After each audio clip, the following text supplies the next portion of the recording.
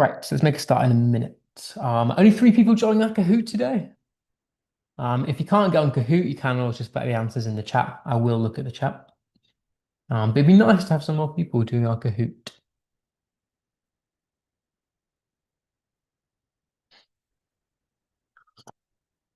In the meantime, has everyone had a nice couple of weeks?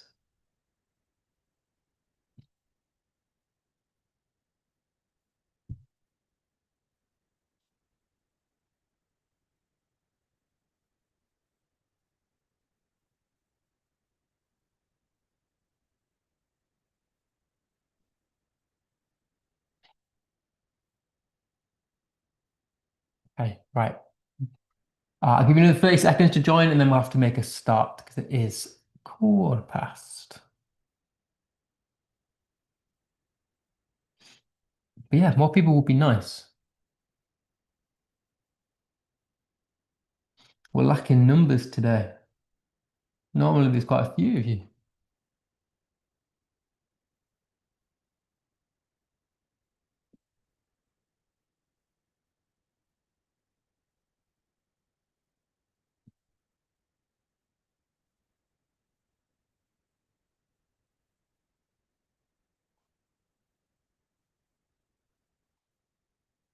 Okay, right. A few more people joining now, to be fair.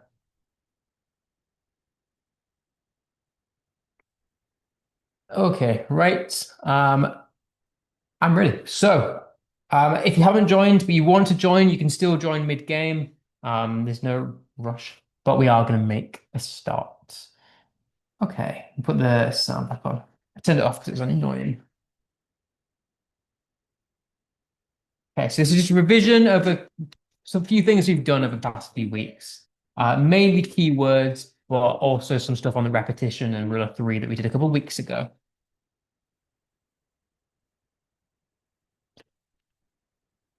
Okay.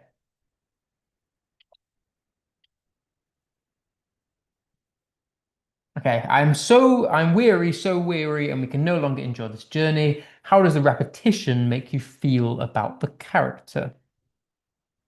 Think about the repetition of weary. Still, our questions are focusing on the FALTS acronym. How do things make you feel? Ask, understand, link, think, and sympathize. So I would argue sympathetic, because this idea of weary is you've kind of got to pick out the connotations of weary, which is extremely tired, downtrodden.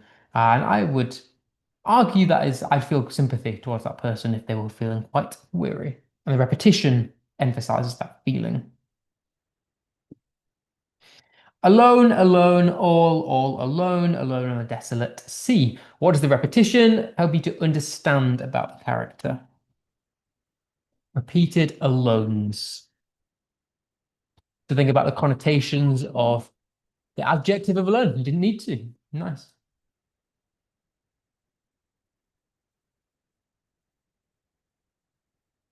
Never, never, never surrender to despair. What does the repetition make you think about the speaker? The repetition of never. Lovely. Hopefully, these are looking a bit easier today.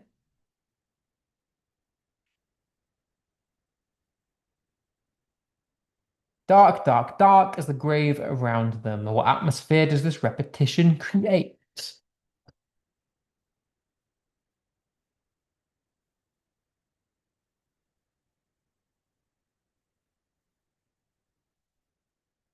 Lovely. Yep, I gave you multiple for this one. Foreboding, ominous, very similar things.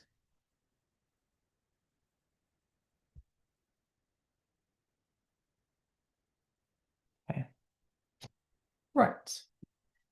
Hatred was spreading everywhere, blood was being spilled everywhere, wars were breaking out everywhere. What atmosphere does this create? About the repetition of everywhere. Yeah, inescapable. This feeling of being inescapable. The fact that you've got repeated everywhere really solidifies the entrapment or the feeling of oppression. almost like it's inescapable. Okay, number 6. Friends, Romans, countrymen, hear me. How does the rule of 3 affect the tone? Essentially, what tone does the speaker have, in other words? So most people got this. Yeah, persuasive, like they're giving a speech, talking directly to the people that they're trying to persuade. Somewhat humorous, possibly. I think it's more of a serious, formal tone.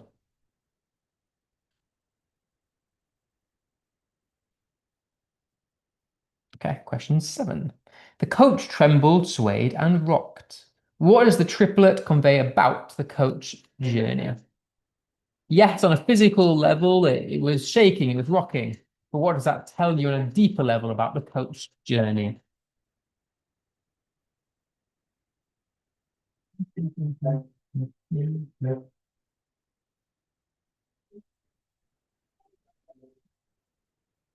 Yeah, so most people got this. It was unstable and dangerous. I put it upsetting in there as a little bit of a trick because, yes, you could argue it's upsetting, but I think if we're going to be more specific and higher level, I think unstable and dangerous is the way to go.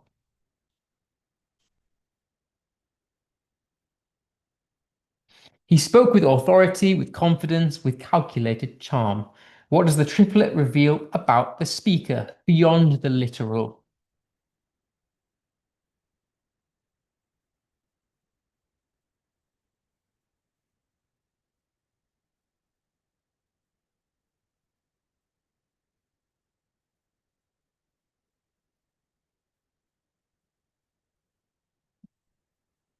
Yeah, I pick apart the connotations of this one. I think writers and even the characters choose their words very wisely. Um, and in this sense, I look at calculated calm. The idea of it being calculated gives us the idea of strategy, almost manipulative in a way. Okay. The night was silent, dark, and oppressive. How does the rule of 3 affect the atmosphere of the scene?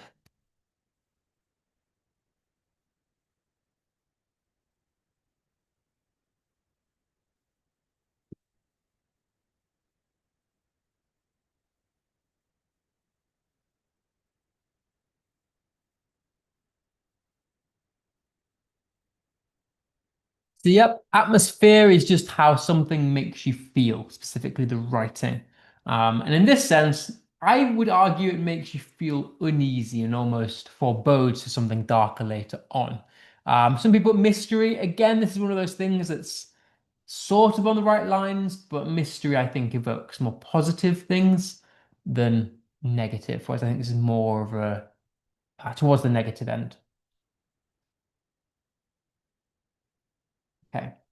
In many stories, light often symbolizes what? So thinking back to our symbolism work that we did, what does light represent as a bigger idea than just physical light?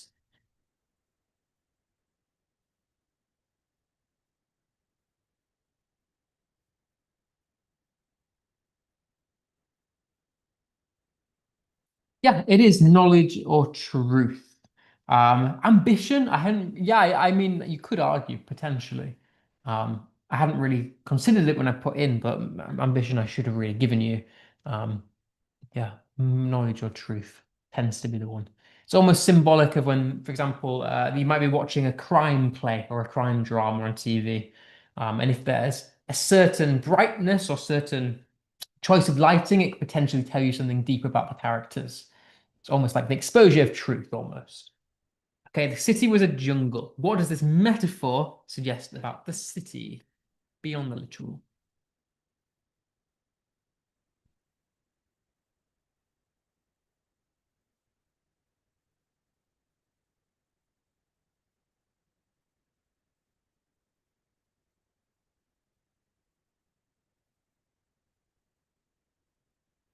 Yeah, nice. Most people got this. Dangerous and chaotic.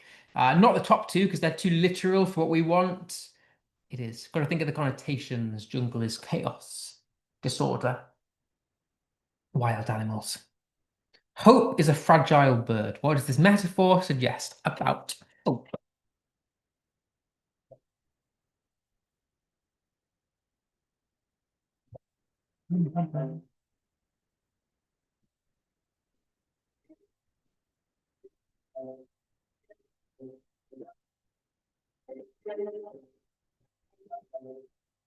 Nice. Everyone got this. Yeah, something that's easily lost, like a bird that sporadically flies away when it senses danger. So we beat on boats against the current. What does this metaphor suggest about their experiences in life? They think of themselves like a boat that's crashing against the waves, trying to push through the force of the waves.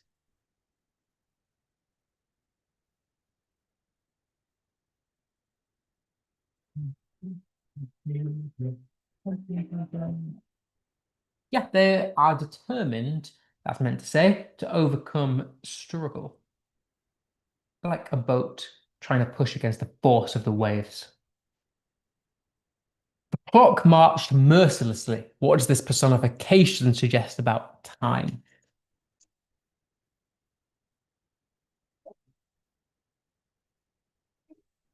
They've also asked you about the plosive alliteration.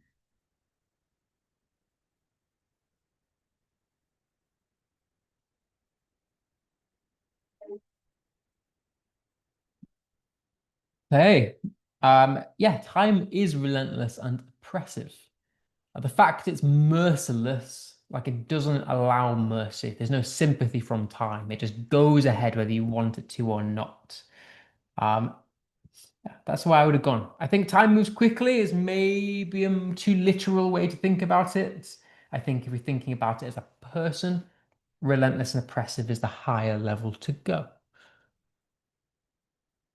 Which word means excessive confidence or boldness or audacity? So onto our definitions. I'll keep testing you on these. So good words to know.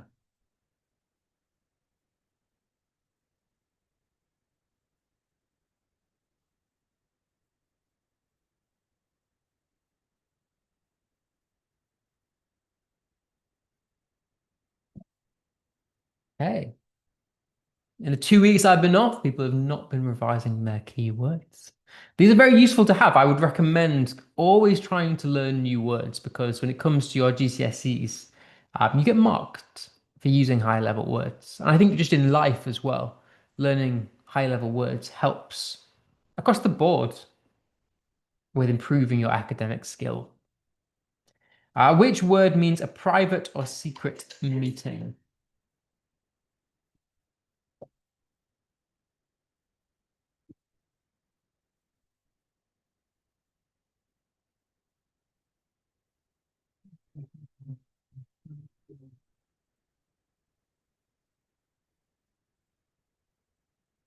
It is a conclave.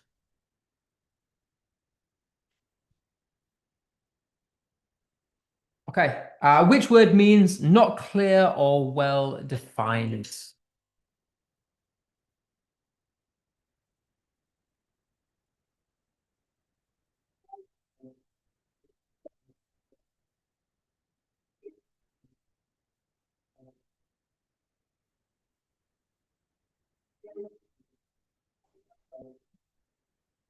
It is indistinct.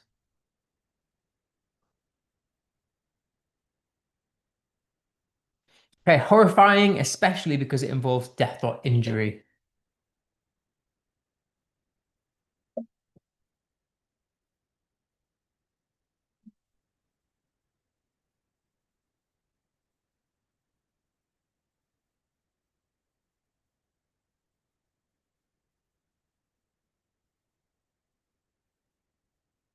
Nice. Most people got this. It is macabre.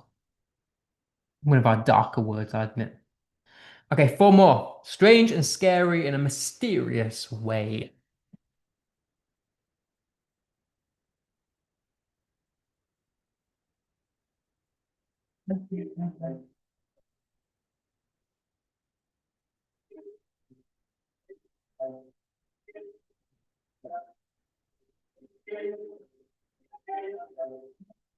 It is eerie.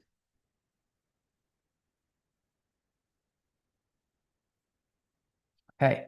Refusing to change your mind or not giving in.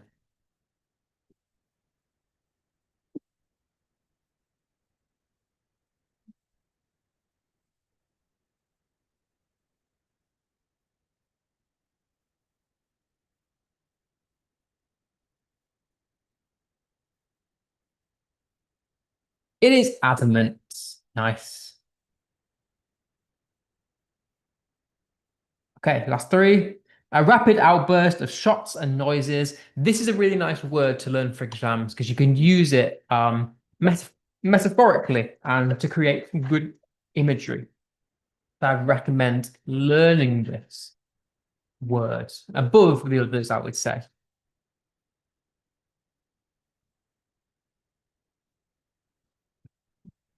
Nice. It is a fusillade.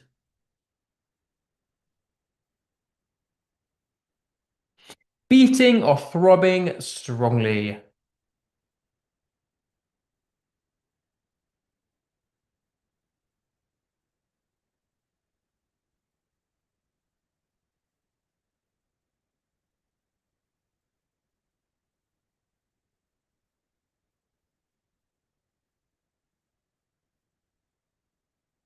Okay.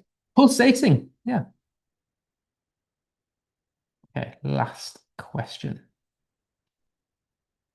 A word that means friendly.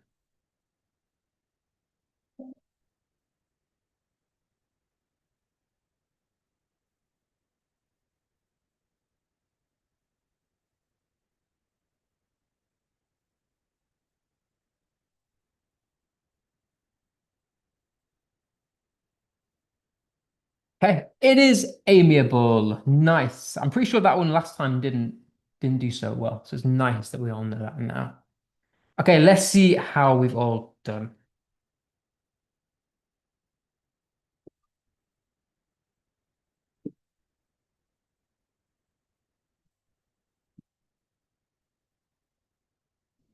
Nice. Okay. Well done. Okay, but on to what we are going to do today. And this is going to be the last or second to last we do or session that we have on language analysis and introducing you to different language techniques. Um, yeah, because I think we've exhausted a lot of them now. We've looked at most of the concepts that I wanted to introduce you to, and I hope that these sessions have begun to help you understand how to not only select and find these techniques in writing, but understand how they affect the reader. So, I want to move on to two language devices that I'm relatively certain that most of you might not know. But they come up all the time and they're very useful in writing to convey deeper meaning. But I wanted very quickly to recap a couple of the things that we've done over the last um, few weeks. So, firstly, an inference. We looked at the inferences. All inferences are working something out. What can we work out from clues that we've been given in the text, rather than be directly told something? So, if you make an inference, you use evidence around you or evidence from the text to come up with an answer about something. In other words, it's thinking between the lines, looking beyond the literal to deeper meanings of things. Okay, and as I said at the bottom and at the time, English is all about forming your own opinions based on the choice of words, structure, and story. Yes, this is language. I also introduced you to this idea of connotations, which I hope you will have used during our Kahoot game. A connotation is basically the deeper meaning that a word holds beyond its literal meaning. So, as I said, words can carry more than one meaning. They can also evoke feelings, ideas, or associations within a reader's mind. So, you might see a word and it might make you think a particular thing or feel a certain way. That's all a connotation is. And they're really important for making inferences because we can use connotations to work out deeper meanings, to work out why the writer has chosen to use that specific word and what it might be telling us beyond the literal. So, for example, the color blue literally is a color, but it could have deeper feelings or deeper meanings relating to sadness or loneliness, that sort of thing. We looked at these many times before, but these are good examples nonetheless. A home isn't just a physical building, it could represent ideas of comfort and safety. A snake isn't just a literal animal, but when you think of a snake, you might think danger, betrayal, sneakiness, because it bites, because it's poisonous, because of the Garden of Eden, all that sort of thing. Or a rose is a physical flower, but it also might hold deeper meanings associated to love and beauty. So remember, the literal meaning is what the word actually means, and the connotation is the way that it makes you think and feel, and what particular associations you have to that word. So a word's connotation is made by what it makes the reader think of and feel. Okay. So why do connotations matter? I mean, I basically just told you. Not only does it set the tone, but it also reveals deeper things about why the writer has made certain choices in order to shape the reader's response to characters, setting, in order to tell us deeper things or reveal things about characters. And like I said, the choice of word affects the whole sentence and how we associate to characters. Okay. I also wanted to reintroduce you to this idea of tone. And we'll look at atmosphere in a second, but let's focus on tone first. Because tone is linked to the effect on the reader. So when I say tone, I mean the attitude or the mood that is conveyed by the writer themselves or by the character. So not just what is said, but how it's said is the tone. And the way that things are said can convey deeper meaning. Because someone might say something one way, but actually intend it another. And you could work that out by how they said it. And you often find it in writing. I know tone is less easy to spot in writing than it is in person. Because in person, the tone is obvious. It's how you say it with your voice. But in writing, tone can be more difficult to spot because obviously you can't hear the words. But the choice of words that the writer uses and the structure of the sentence can give you an idea of what the tone might be if it was said. Um, and I've introduced you recently the word choice and then sound phonetics relating to them. We're not going to go back onto these today, but in the future we might come back and revise them. So linking to sounds and phonetics, we've looked at plosive sounds, we looked at fricative, sibilant, nasal, that sort of thing. And each of those conveys a different tone, as well as does the sentence length and structure. Okay. And the last sort of thing that I want to reintroduce you to is tone versus atmosphere, because they are slightly different things, but both relating to the effect on the reader. So where tone is the writer or the character's attitudes, how it's said, the atmosphere is the emotion or the feeling that is created from the tone. So the tone would be, if I was to say to you, you've done really well. The tone might be, oh, like excitement, pride. But the atmosphere is how what I've just said makes you feel, how the reader feels. So tone is the writing, and atmosphere is the reader, is the effect on the reader, if that makes sense. So there's a very slight difference between the two. And they're both great to use in your explanation if you're ever to write point evidence explain paragraphs. So examples of tone would be, I can't believe this is happening. Um, Now, that could be two different ways, depending on how it's said. You might be like, oh, I can't believe this is happening. You might be excited, or you might be frustrated. You're angry, depending on the context it's used. But the tone could be different, it conveys different things to you, depending on the tone. She smiled gently at the child. Tone there is quite calm and kind. And then if we look at atmosphere, again, that's the emotion created. And again, that's through the words, the choice of words that is used. So an example might be a dark, stormy night with howling winds might give you a quite an eerie, unsettling, uneasy, frightening atmosphere. And the reason is because we can look at the connotations of the words. So this idea of darkness you might associate with fear of the unknown, of mystery, of evil.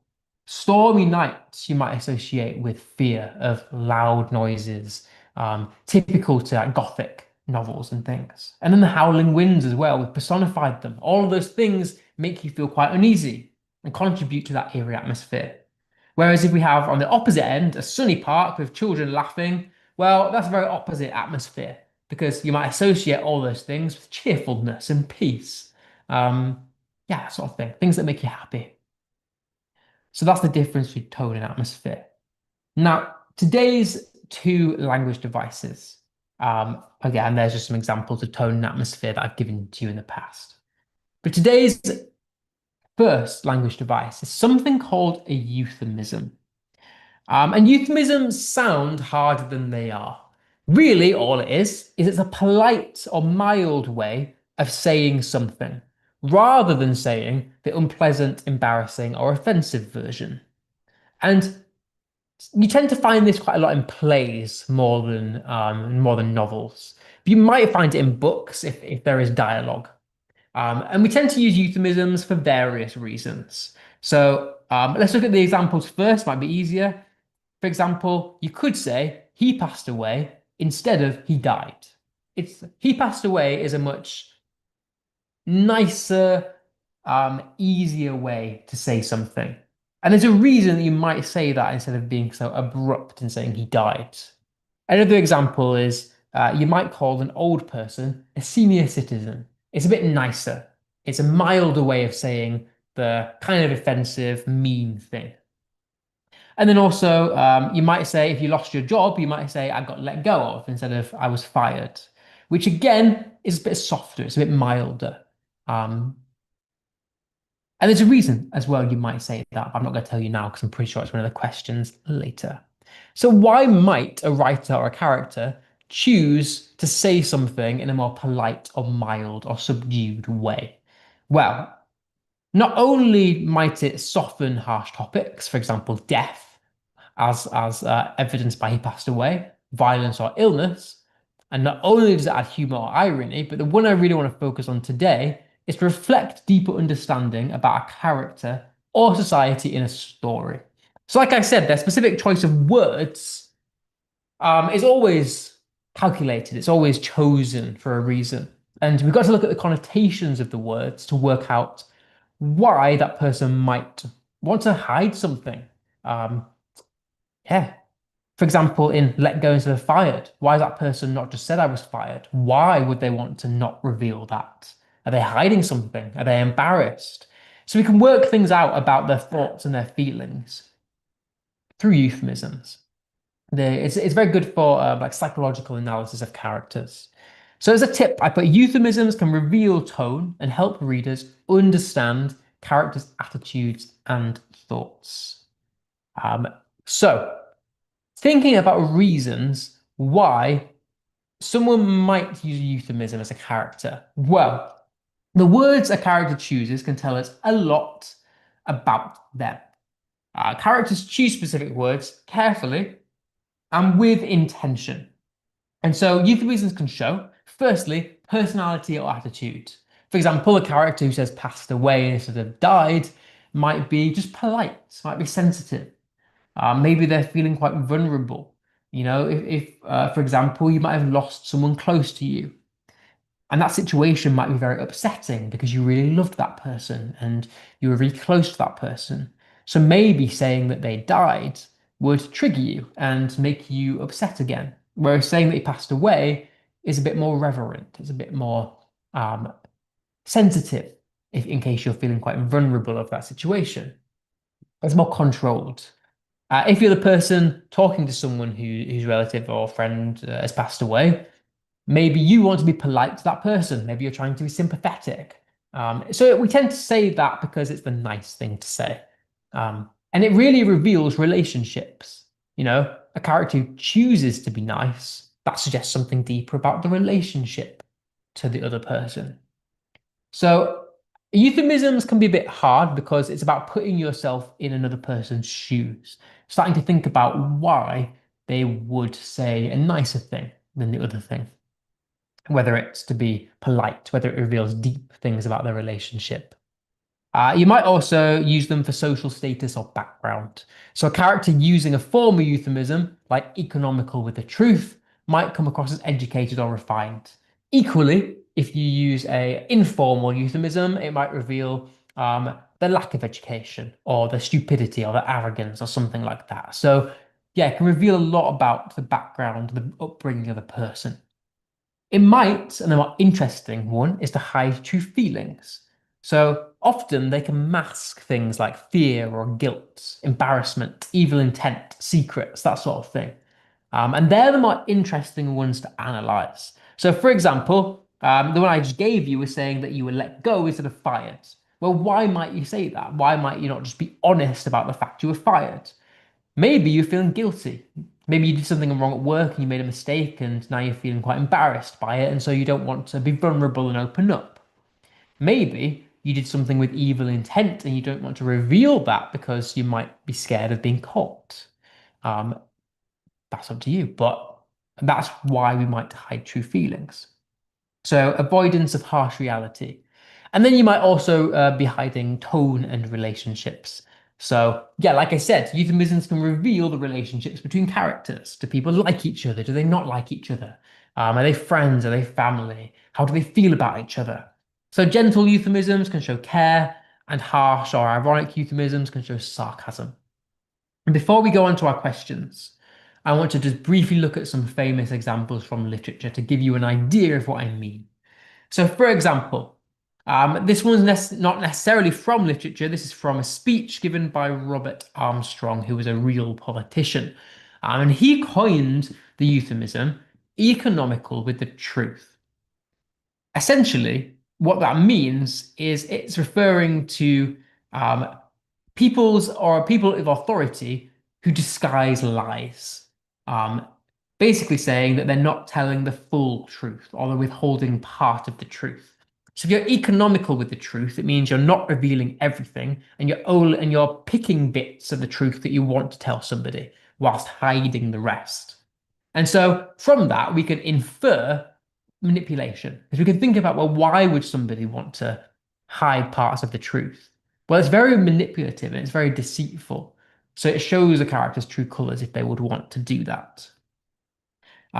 We did this one, let go instead of fired. Well, maybe the truth is painful. Maybe it's somebody who feels guilty, feels shame, and feels pain. Or they did something evil at work. Um, he rests in peace.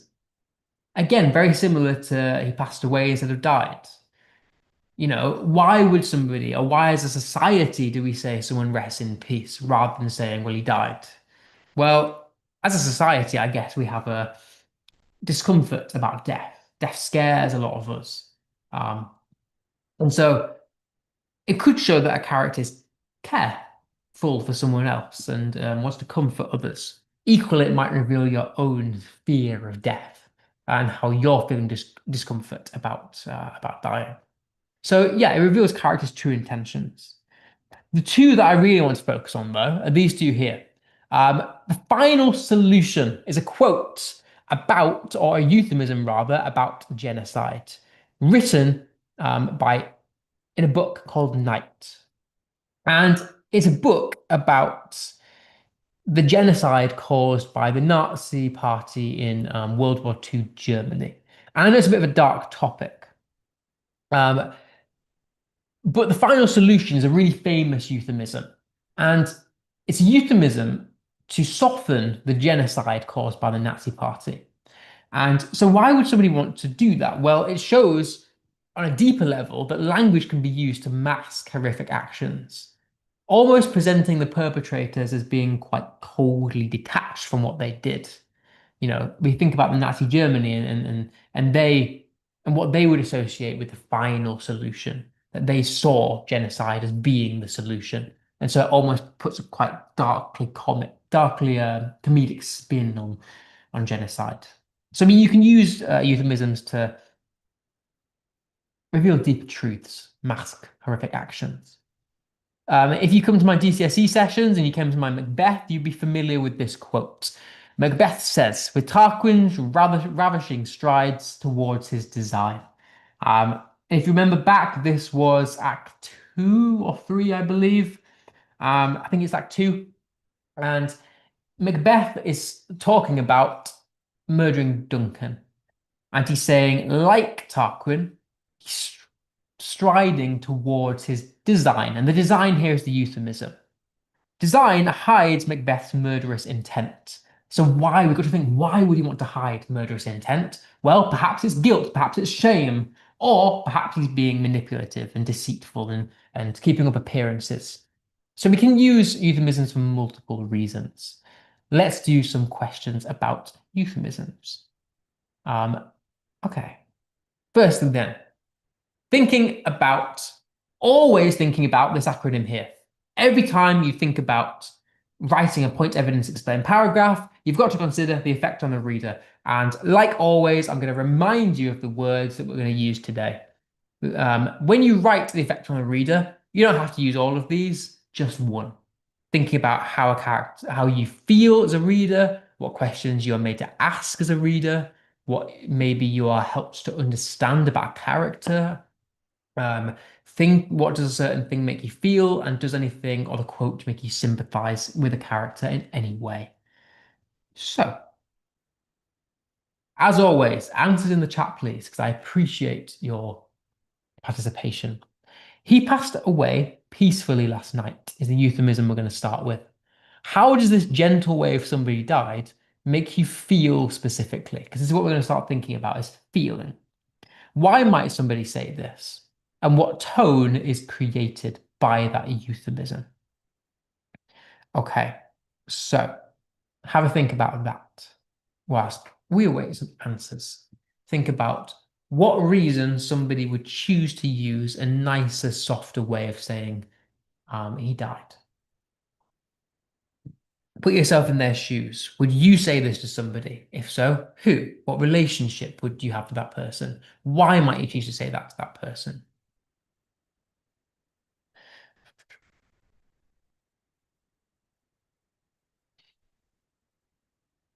It makes me feel supported, calmer, and warmer. I think that hits the nail on the head, really. Someone would choose to say that because it is supportive. You wouldn't, if your friend's relative died, you wouldn't be harsh, you wouldn't be blunt to them. You'd almost be walking on eggshells a little bit, wanting to support your friend, wanting them to feel calm, wanting them to feel just a little bit of weight off their shoulders. I think you've hit the nail on the head. Shows that you had known the person and liked them. Nice. Depressed, potentially. Okay. Lastly, what tone is created from that then? I'll give you what I thought. Someone said makes the reader feel less shocked, calmer, avoiding painful, using a respectful tone. Wonderful. Respect. Always respect is the tone we're going for. Almost respectful, almost quite tender, quite somber. Nice. Okay. Thinking about what we can understand and learn about characters. I like to think of myself more as an outcome engineer. Thinking about what they mean by this. What does this help you to understand and infer about this character? What do you think she means by an outcome engineer? Thinking about the connotations. An engineer is somebody who is hands-on. They make things. They design things. An outcome is the result. So if you put those two things together, they make results. They design results. They're strategic. What kind of traits might an engineer have? They're quite scientific. They're smart. They're clever. So thinking about what can we understand about this character then? And what does you think she means? We'll spend a couple of minutes on this. Somebody said, character who's able to solve issues smartly. Smart, good at drawing pictures, potentially. Apply this to an outcome engineer. I mean, I think you're thinking quite literally, and I can understand why. Imagine different types of outcomes away from being a physical engineer. Because this is a metaphor, really. Imagine there was a situation, imagine at school there's gossip. The person who came up with the gossip that's not true could describe themselves as an outcome engineer. What about that context?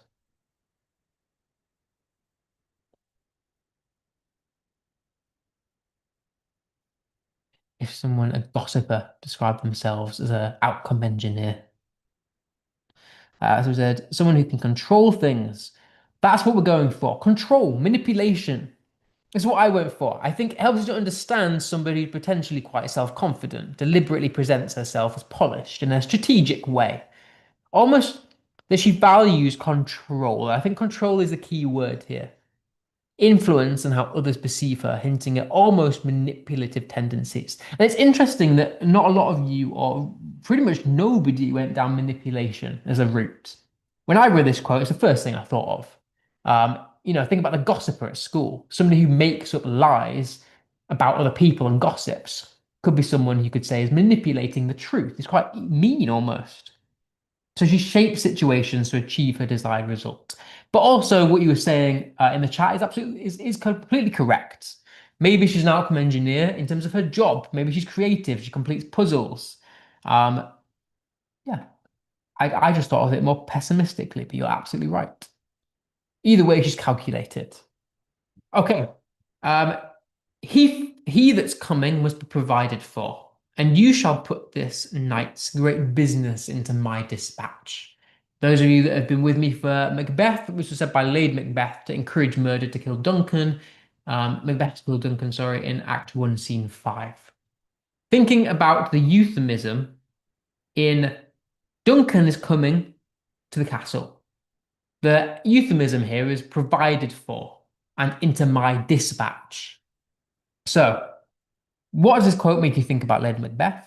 Why do you think she has used a euphemism to imply murder but not directly stated it? Because that's really what she's implying here. When she says he'll be provided for, it means that they're going to murder him. The dispatch, murder. So why do you think she's not explicitly said we're going to murder Duncan? Because what she's trying to do is get Macbeth to murder Duncan. So why, in her persuasive speech, has she not said, "I want you to murder Duncan"? Why she said, "We're going to provide for him"?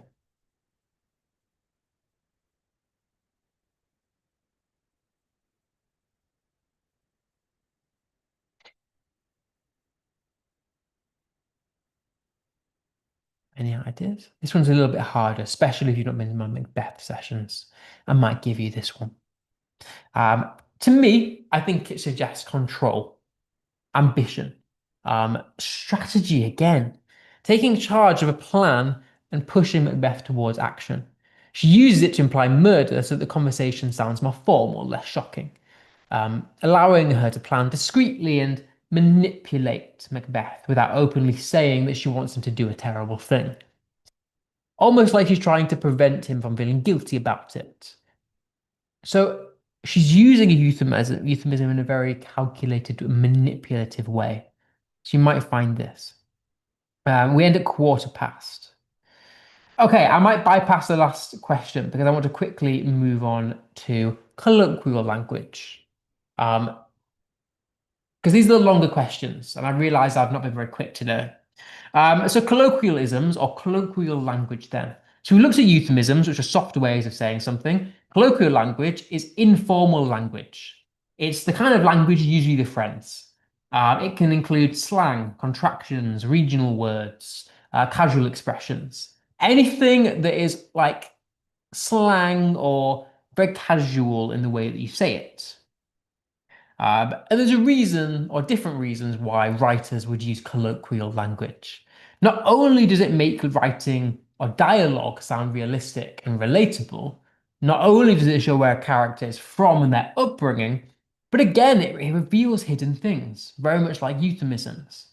The choice of words are always specific.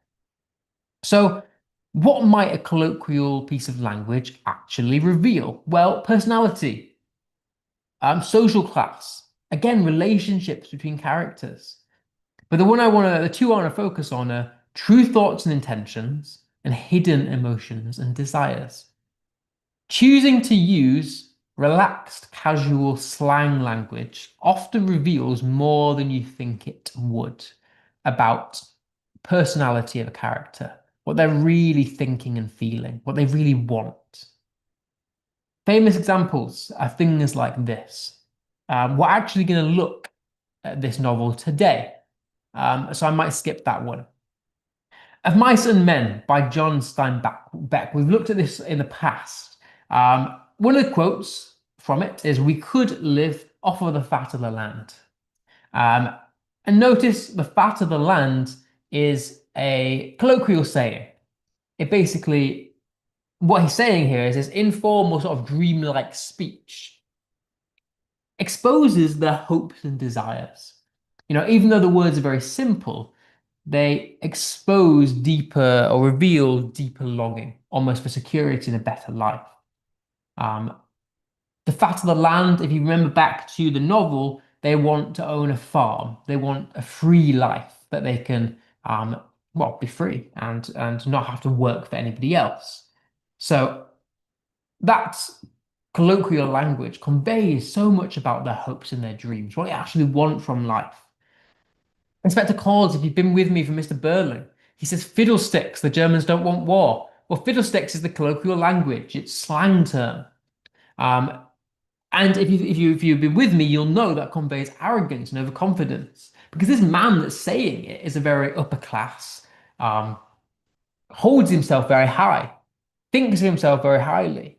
And the fact that he's saying or using this very childish term when describing something very wrong, because we know the Germans did want war in World War II and won, um, is we that the colloquialism then conveys arrogance, overconfidence, as Mr. Burling underestimates global tensions. It shows his ignorance and complacency, like he knows better than experts. Um, and then we'll do this one, and then we'll do some questions on this. The Catcher in the Rye, a novel by J.D. Salinger. People never notice anything. The reason this is colloquial language is because that's grammatically incorrect. People don't notice anything would be the right way of saying it, but people never notice anything. The reason, he's got colloquial language, and the reason is because it exposes his frustration, his loneliness, distrust of the adult world, feelings he doesn't openly admit. So we can use colloquial, informal slang, and it will reveal things about characters. And again, very much similar to euphemisms, you've got to put yourself in their shoes. Why would you say that thing? What would be your intentions be saying that word? What are the connotations of that word? Okay. And the novel we're going to focus on and the extract that I'm going to give you for your homework is from a book called The Adventures of Huckleberry Finn by an author called Mark Twain. Just a little bit about the novel so that it gives you a bit of context. It was written in 1884. It's a coming of age story where a young boy named Huck Finn escapes an abusive father. He travels down the Mississippi River on a raft with Jim, a runaway slave, and along the way they encounter con men, feuds, and adventure.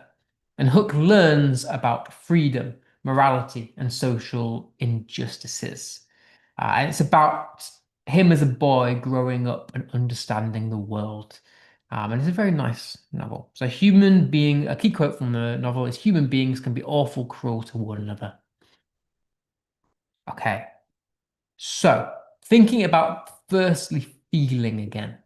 I don't take no stock in dead people, said by Huck Finn, the main character. Firstly, how do you feel about Huck's attitude to dead people? What does he mean by this? And does it make him seem honest, dismissive, or something else entirely? So, firstly, I take no stock in dead people. What does he mean by this? Um, Someone said no empathy. Potentially, yeah, no empathy. I like that. Can you expand on it further? What do you mean no empathy? For who? To who? Someone said mysterious. Potentially, maybe he is mysterious. Maybe does it make him seem honest, dismissive, or something else? Maybe mysterious. I'll tell you what he means, and that might help you think about how you feel about him. So when he's saying I don't take no stock in dead people, he's basically saying I don't care what people who have been alive before me or are dead think about me. Is basically what he's saying. So is it ominous? Yes. I think it's more positive than you're making it out to be. Mystery and ominous feelings. I think it's more positive than that. I'll tell you what I said. I think the tone here is quite casual, quite almost blunt, making you feel his honesty.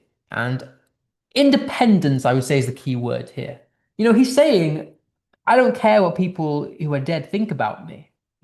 It's unimportant. Because their feelings can't affect you. So he's more saying like you need to live your life the way that you want to live your life because the other opinions of other people, especially those who are dead, don't matter to you and shouldn't hinder you at all. So it shows how almost down to earth he is, how much he's learning, how secure and reassured he makes the reader feel. He's encouraging us to live our best life. So yeah, someone said he means he doesn't care. Um, yeah, doesn't care. I think that's nice. Okay, think about asking then.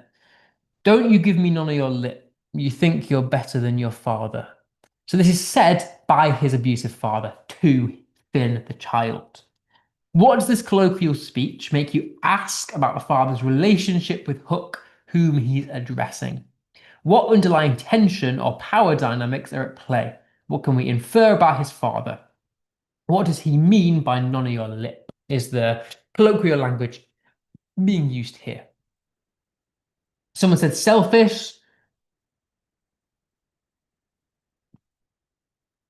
Yeah, someone said selfish. I've not given the homework yet. We don't end till quarter past. I'll give you the homework once you finish these questions.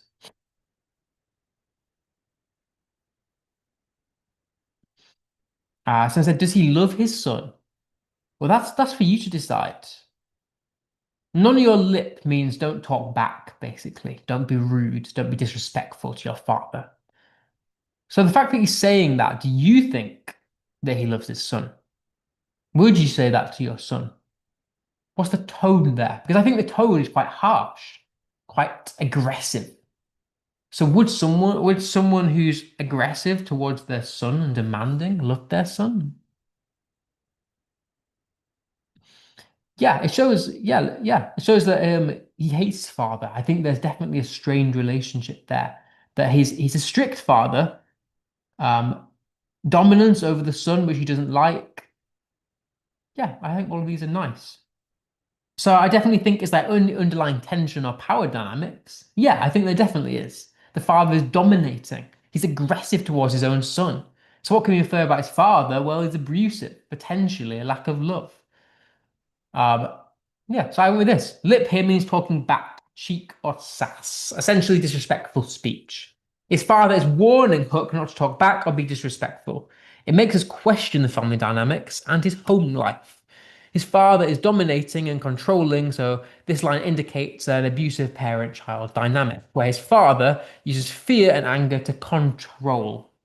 There's an emotional distance between the two, as the relationship is not affectionate or trusting. And I think a lot of you picked up on that strained relationship.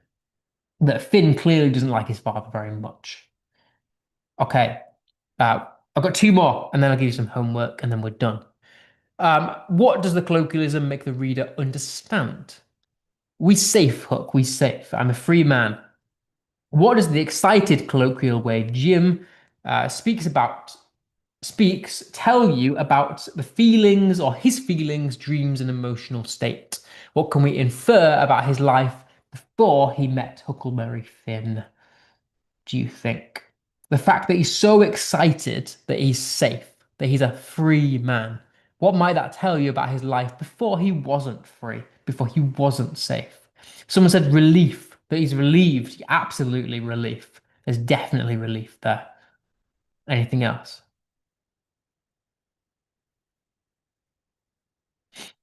Think and put yourself in his shoes. How would you be feeling if you weren't a free man, if you weren't safe? Yeah, he's definitely happy. There's relief and happiness and excitement there. Um, Escaping. Yeah, he's definitely escaped. All of these are great things. That how miserable he was before, and now he's exquisitely happy. Absolutely. All of these are great. So yeah, this is what I went for. I went for the excited colloquial speech shows that Jim is relieved, like somebody said. Joy and a sense of triumph at finally being free, reflecting his deep desire for independence and security, and excitement, and conveys how important this moment is. From this, we can infer that his life before was restricted, controlled, filled with hardship, making freedom a powerful and deeply meaningful experience for this. Yeah, a few people absolutely smashed that. Well done. Last one then. We'll think about, oh, sorry, second to last one, thinking about thinking. What I might do is actually skip to the last one, just so that we've got time. Thinking about sympathy, then. How does this quote make you sympathize with Huckleberry Finn? It got troubling me, so I couldn't rest. I couldn't stay still in one place. It hadn't ever come home to me before what this thing was that I was doing. But now it did, and it stayed with me and scorched me more and more. So there's very casual language used in that. How do you think Hook is feeling? What words tell you this? How does this make you sympathize with Hook? And which words show his internal struggle? And I put that last question in there because obviously, when you've not read this novel, I think it just gives you a bit of context that he is struggling. This whole novel, like I said, is coming of age. It's about him learning about the world. It's about learning to treat people nicely and with kindness. So, how do you think he's feeling in this?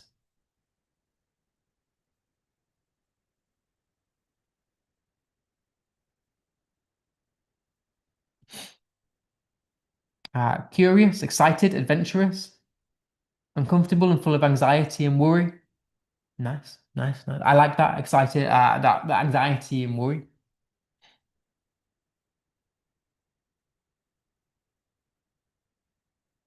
Anything else? I think definitely anxiety and worry. I mean, the fact that he couldn't rest, he couldn't sleep, he couldn't stay in one place. He hadn't thought about the bad things he'd done before, but it scorched him when he did think about those things.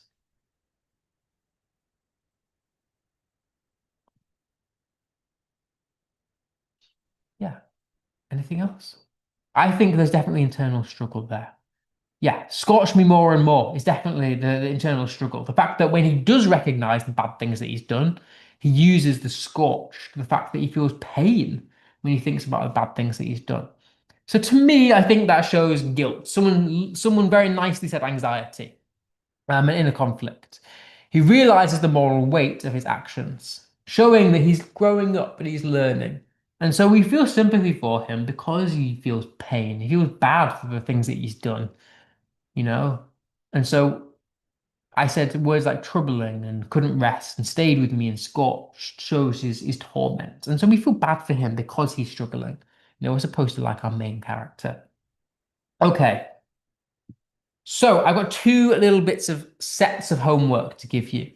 I'm going to add to our new word list with these 5 words. I feel like we've been going over the same words time after time for a couple of months now, and I thought it's time to add to our word list.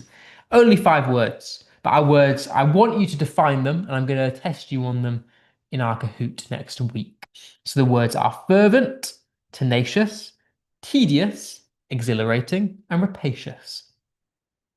And then because this is one of our last fiction lessons, or sessions rather, I wanted to give you this as a bit of a challenge. And I've picked this question specifically because it contains a number of language devices that we've looked at very recently. And so I want you to try and answer this question. This is from a sample GCSE paper, so it might be a little challenging, but that's the point. I'm looking for 2 to 3 point evidence explain, link to the reader paragraphs, thinking about how the writer uses language in this extract from Huckleberry Finn um, to present Hook's disbelief in the idea that Jim has been dreaming. So think about the language devices that I've introduced you to. Can you spot them in this extract? And can you say what they tell you specifically about Hook's disbelief in the idea Jim has been dreaming and how they would affect the reader? And as always, email anything to english@steptosuccess.co.uk and I will mark it for you. I've not been receiving as much recently, so if anyone has any work they want to send me, please do. Only from this session. Don't send me your schoolwork because I can't mark that. But if you do any external practice that you want me to mark, I'm always happy to do so. So yeah, that's the challenge for you if you want to answer that. 3 times point evidence explain paragraphs, please. Other than that, we are done, but you are welcome to stay around as always for our Key Stage 4 GCSE session where we'll be finishing Mr. Burling. So that's an exciting moment for all of us. But I'm just going to take 1 minute. And if you have any questions, someone said, can I do 6 or 7 points? Not for a question like this. I would pick 2 or 3 quotes and do 3 point evidence explain. Um, these sessions are recorded, so if you want to access the homework, you can do. If you want, I'll leave this on for the minute that I'm out of the room. I will leave this on in case you want to take a picture of it to do, or a screenshot or whatever. Yeah, for a question like that, in a GCSE exam, this would be an 8 to 10 mark question. 6 to 10 marks, mainly 8. And so you'd be doing way too much for 6 or 7. You'd want 2 or 3 detailed points with about 3 quotes. At Key Stage 3 level anyway. Okay, right. Welcome to everyone coming in for GCSE. I'm just going to leave this on for a second whilst people are entering. So if you want to take this, please do so now, and I will leave it on.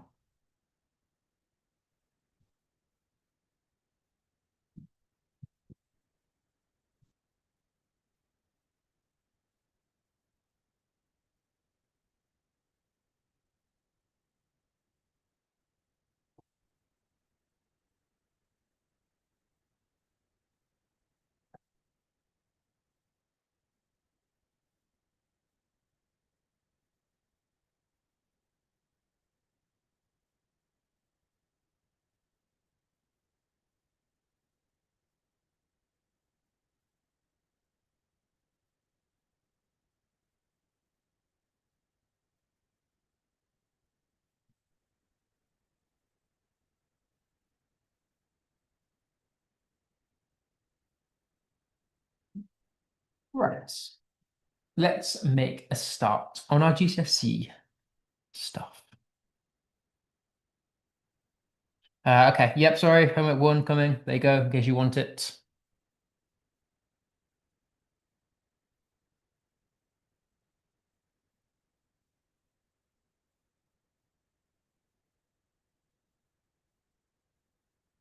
Okay, right, welcome to everyone who's here for GCSE.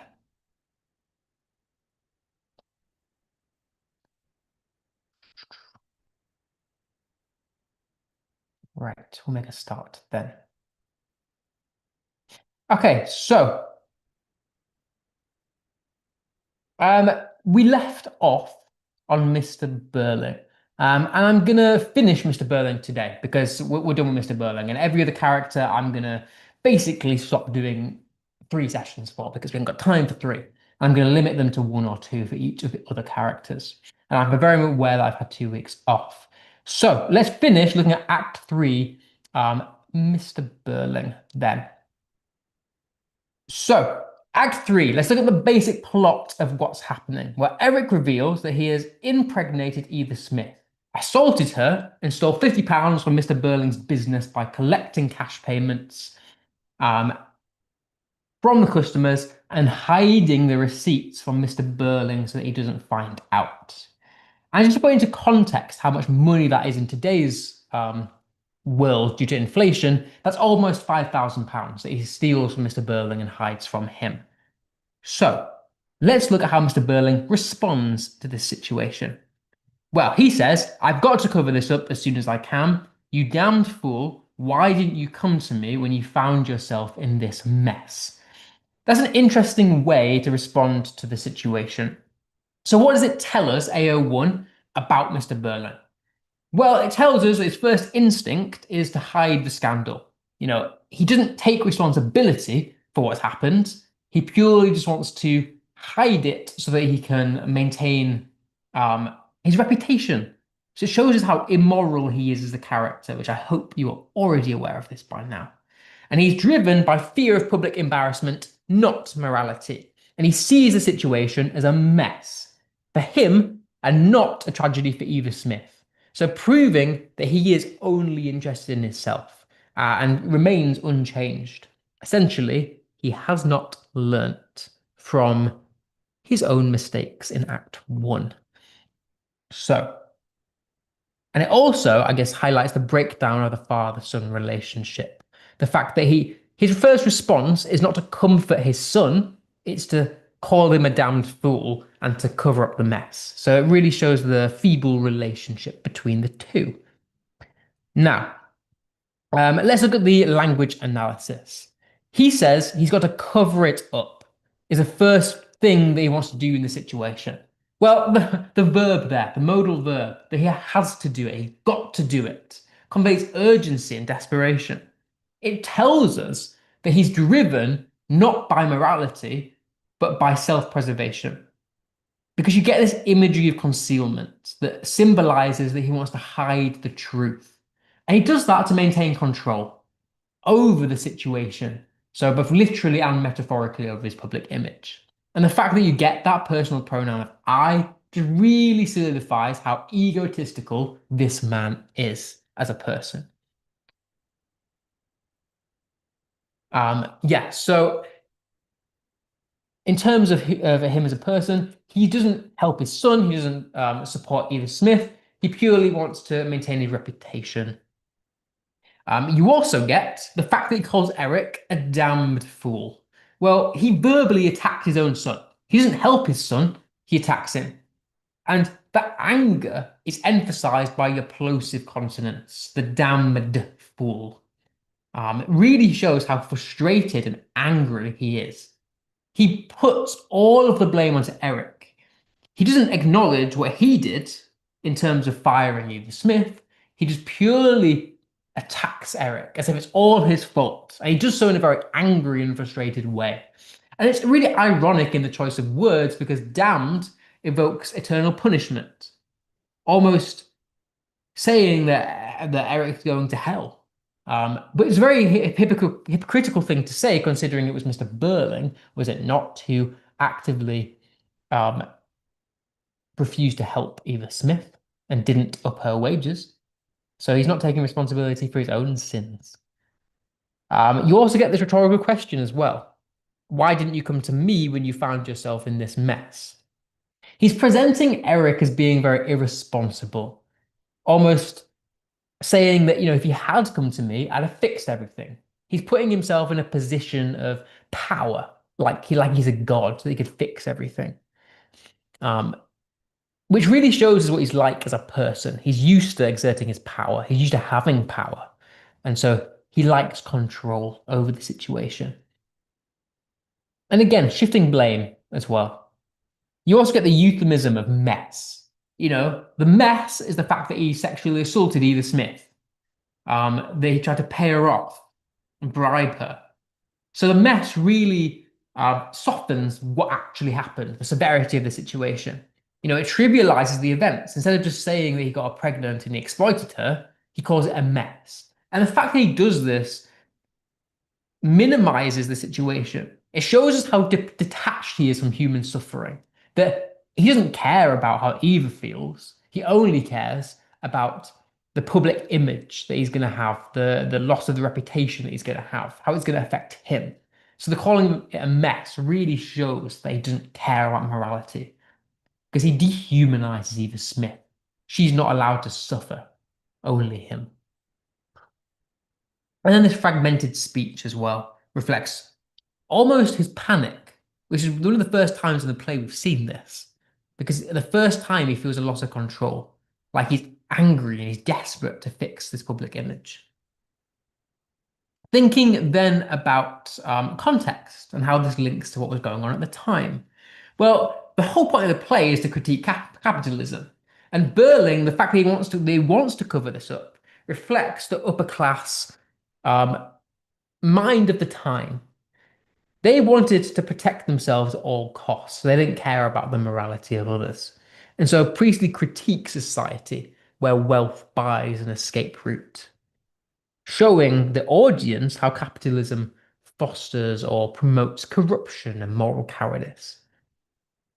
You also get this link to the morality play as well. That Berling embodies the seven deadly sins of pride and wrath and greed.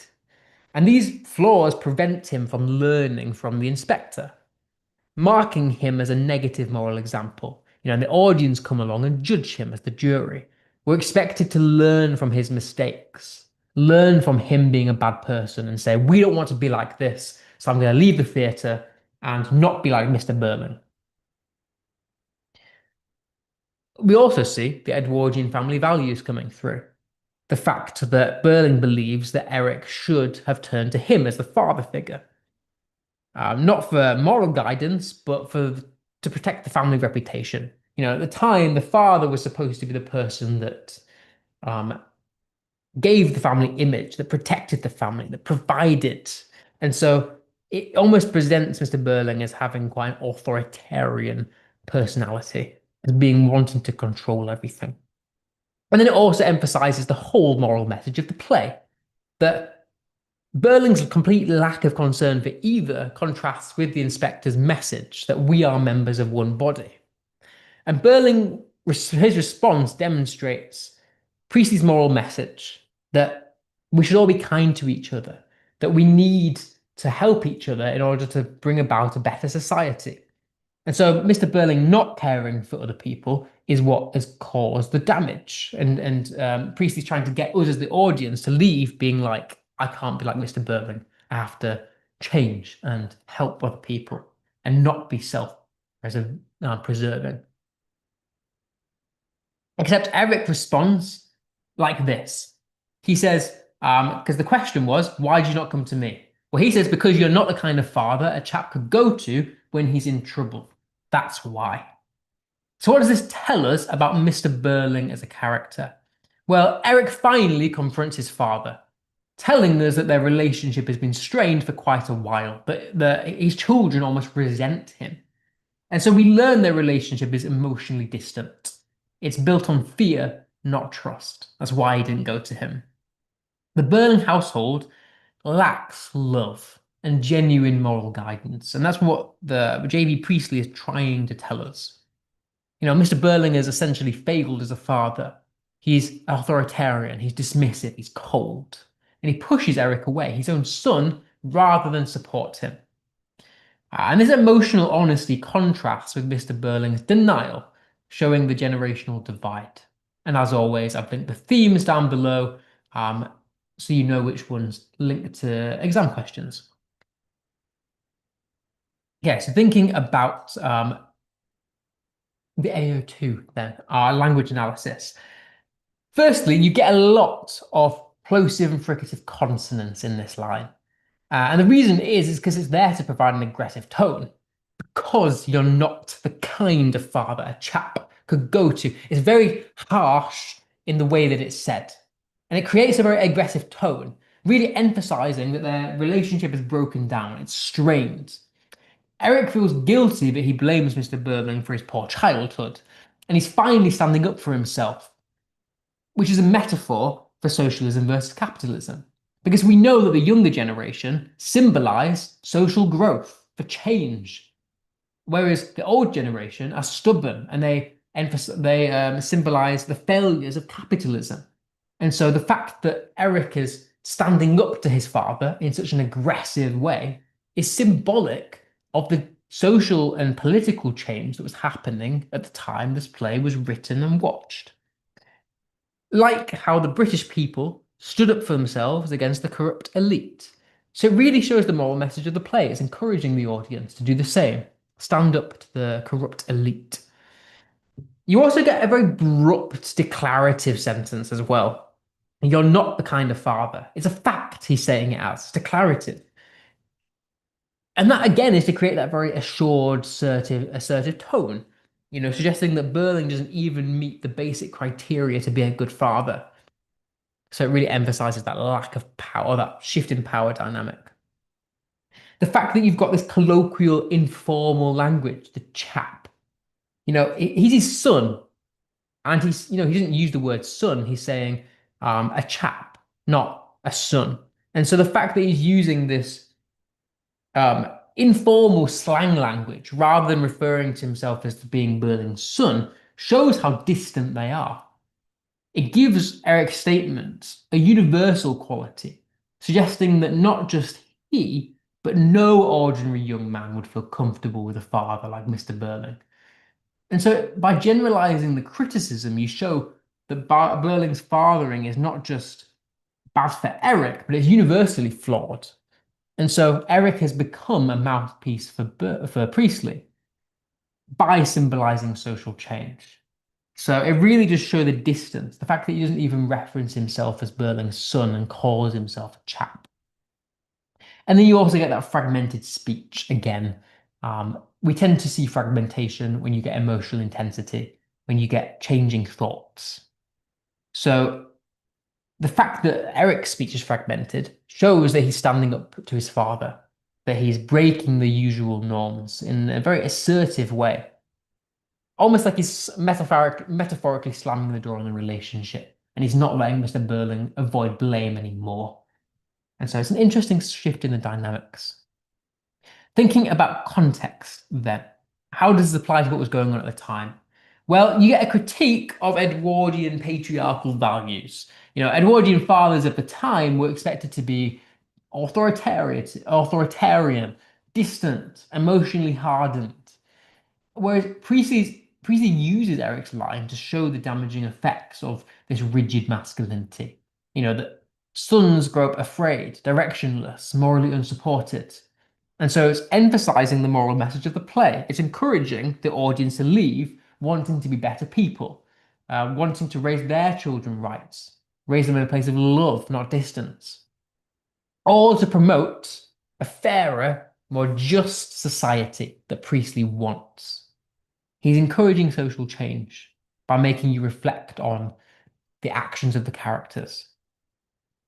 Again, this moral message, that the younger generation show or represent social change, the ability to change, whereas the older generation are the ones who don't change and they refuse responsibility.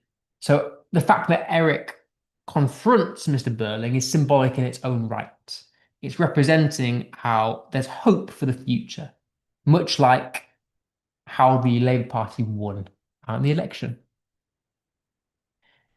And again, the socialist message. Berling's failure of his father symbolizes the broader failure of the ruling class. If the upper class cannot even support their own children, how is it? It's unsurprising that they cannot support vulnerable workers like Edith Smith. And so Priestley implies the lack of compassion breeds social ruin. So again, the moral message. And then linking back to what was happening at the time that this play was written in 1945, well, Priestley is alluding to the rise of the Labour Party, the fact that they won the election in 1945. And this quote is very much symbolic of this political unrest that was happening at the time. Capitalist versus socialist agendas, the rise of the public against the corrupt elite after World War II. Upon the election in 1945, the Labour Party won. And when they won, they started to introduce very valuable social reforms, the NHS, national insurance, injury compensation, support for trade unions. So all of this is Priestley setting up the moral message of the play, which is look at the younger generation, how they behave. They accept change, whereas Mr. Berling doesn't. And so the younger generation is starting to fight back against their fathers. And we should do the same against the corrupt elite, is what he's trying to say. And Mr. Berling responds like this. Don't talk to me like that. Your trouble is you've been spoilt. You're the one I blame for this. Well, we learn multiple things.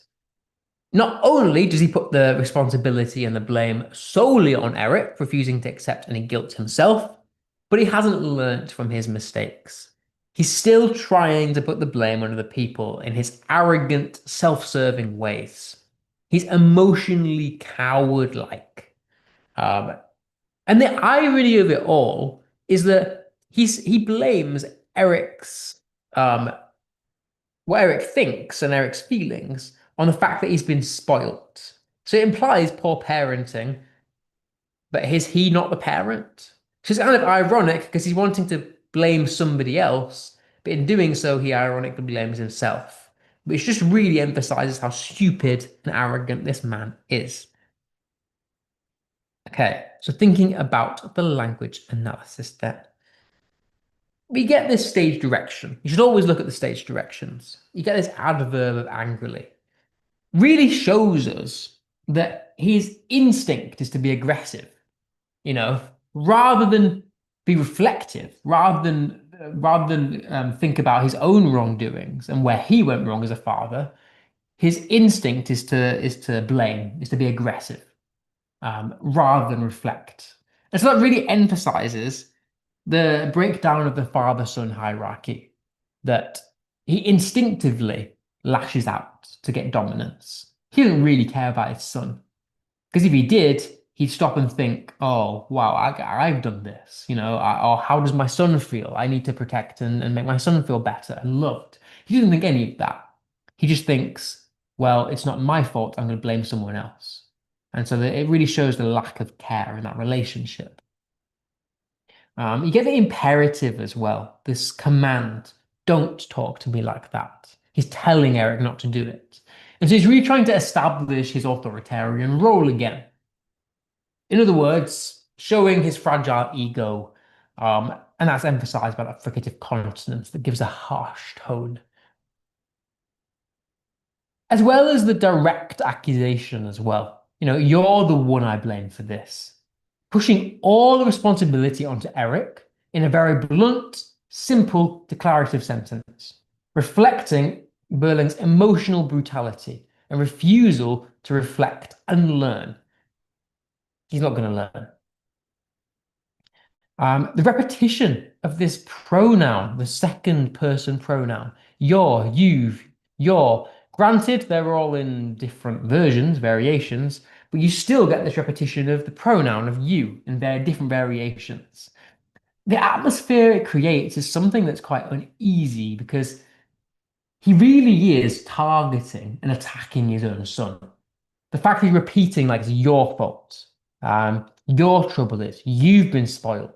It's a verbal attack on his own son, really reinforcing the distance between the two, the lack of love, the lack of care between the two. Yet it also reveals the hypocrisy. Earlier in the play, he literally praised himself as being a great father and a strong leader. Whereas now he's ironically saying, oh, well, it's the parents' fault. He's the parent. So he's a stupid man. And he rejects any accountability for Eric, and that very much juxtaposes the inspector, the morality. Think about the inspector uses collective pronouns, we, and whereas Mr. Berling uses singular pronouns like you. And so the really metaphorically and symbolically represents the difference between capitalism and socialism. You also get more of this fragmented speech. You're going to see a lot of this in Act 3. Berling loses verbal control. Contrast with the earlier speeches that he gave, where he was full of power, full of confidence, full of arrogance. Now, he's lost all of the support that he had, and he's falling back on personal attacks. He can't use his intelligence to fight his battles anymore. He's having to basically attack people, showing that he really is in the wrong. It's like when you're having an argument with a friend and midway through you realize that you're wrong. A lot of time people will just double down and they'll start attacking you because they'd rather do that than admit that they're wrong. That's basically what Mr. Berling is doing. He's attacking his own son rather than reflecting inwards and realizing that he's the one in the wrong. Shows you what kind of person he is. And then there's also irony because he implies that poor parenting's the problem, but he's the father. So thinking about how that links to context then, and then I'll answer a couple of questions. Failure of Edwardian patriarchy again. Berling represents the emotionally distant Edwardian father who respects obedience rather than communication. He doesn't care about his son at all. He really just wants his son to behave and do what he says. Eric's previous claim that Burling isn't the kind of father he can go to is proven straight after, in this moment here. Burling's response to that criticism proves Eric's point. He criticizes, or Priestley criticizes, the rigid masculinity, showing how it damages younger generations. Again, this moral message. As Eric attempts honesty, but Burling responds to that honesty with immediate, ferocious anger. And so Priestley uses this conflict to highlight how the younger generation are capable of change, whilst the older generation are traditional and cling to status and pride. And then you get this idea of the morality of play again. You always do. The Burling represents the seventh sin of pride, and his pride blinds him to the truth. Rather than reflect inwards or apologize, he doubles down on the attack. And this aligns with that seven deadly sins of pride and wrath. He's a negative moral example for the audience. The audience are supposed to judge him. We're supposed to look at what he's doing and say, we don't want to do that. We want to be better people. And so by Priestley presenting him in this way, the audience learn from his mistakes. We see that his negative example leads to social harm. And you also get this subversion of the family ideal as well. The Burlings appear to be respectful, but really there's a lot of hypocrisy underneath. Upper middle class families have publicly preached morality, but actually were cold and resentful. And so Priestley's making us aware of this facade. Okay, let's see what is said in the chat. How would you revise for Inspector Calls? Do I need to know 3 or 4 quotes for each character? Also, do I need to know specific quotes? Like, for example, if the question is, show Burling's relationship with Eric, then I can't use the other quotes. Do I need to know specific quotes for different things? Now, the questions that you're likely to get for Inspector Calls are either character questions or theme questions, which is why I link themes at the bottom, because yeah, you're just more likely to get them like that. I was originally going to structure these sessions by theme, but then I realized it would be confusing because then it would mean the quotes are out of order for the play. So I stopped doing that quite early on. But yeah, so in terms of revising, unfortunately, the bad thing with English language is it just is about memorizing quotes. The more quotes, the better, really. I know I'm giving you way more than you need in these sessions, but I just want to give you choice to help you be able to answer any question that could come up, because there is a lot of questions that could come up. Yeah, and it's worth knowing them from different parts of the play, because you get marked on comparing how characters change. So I'd say 3 or 4 quotes for each character is not enough. Personally, I would go with 10 to 20, really. I know that's a lot, but you want variation. In the exam where you're supposed to write about 4 Peter paragraphs, that's already 8 to 10 quotes. You know what I mean? So you want to go in, you want to give yourself leeway in case you don't need all the quotes. And it's a lot, I know.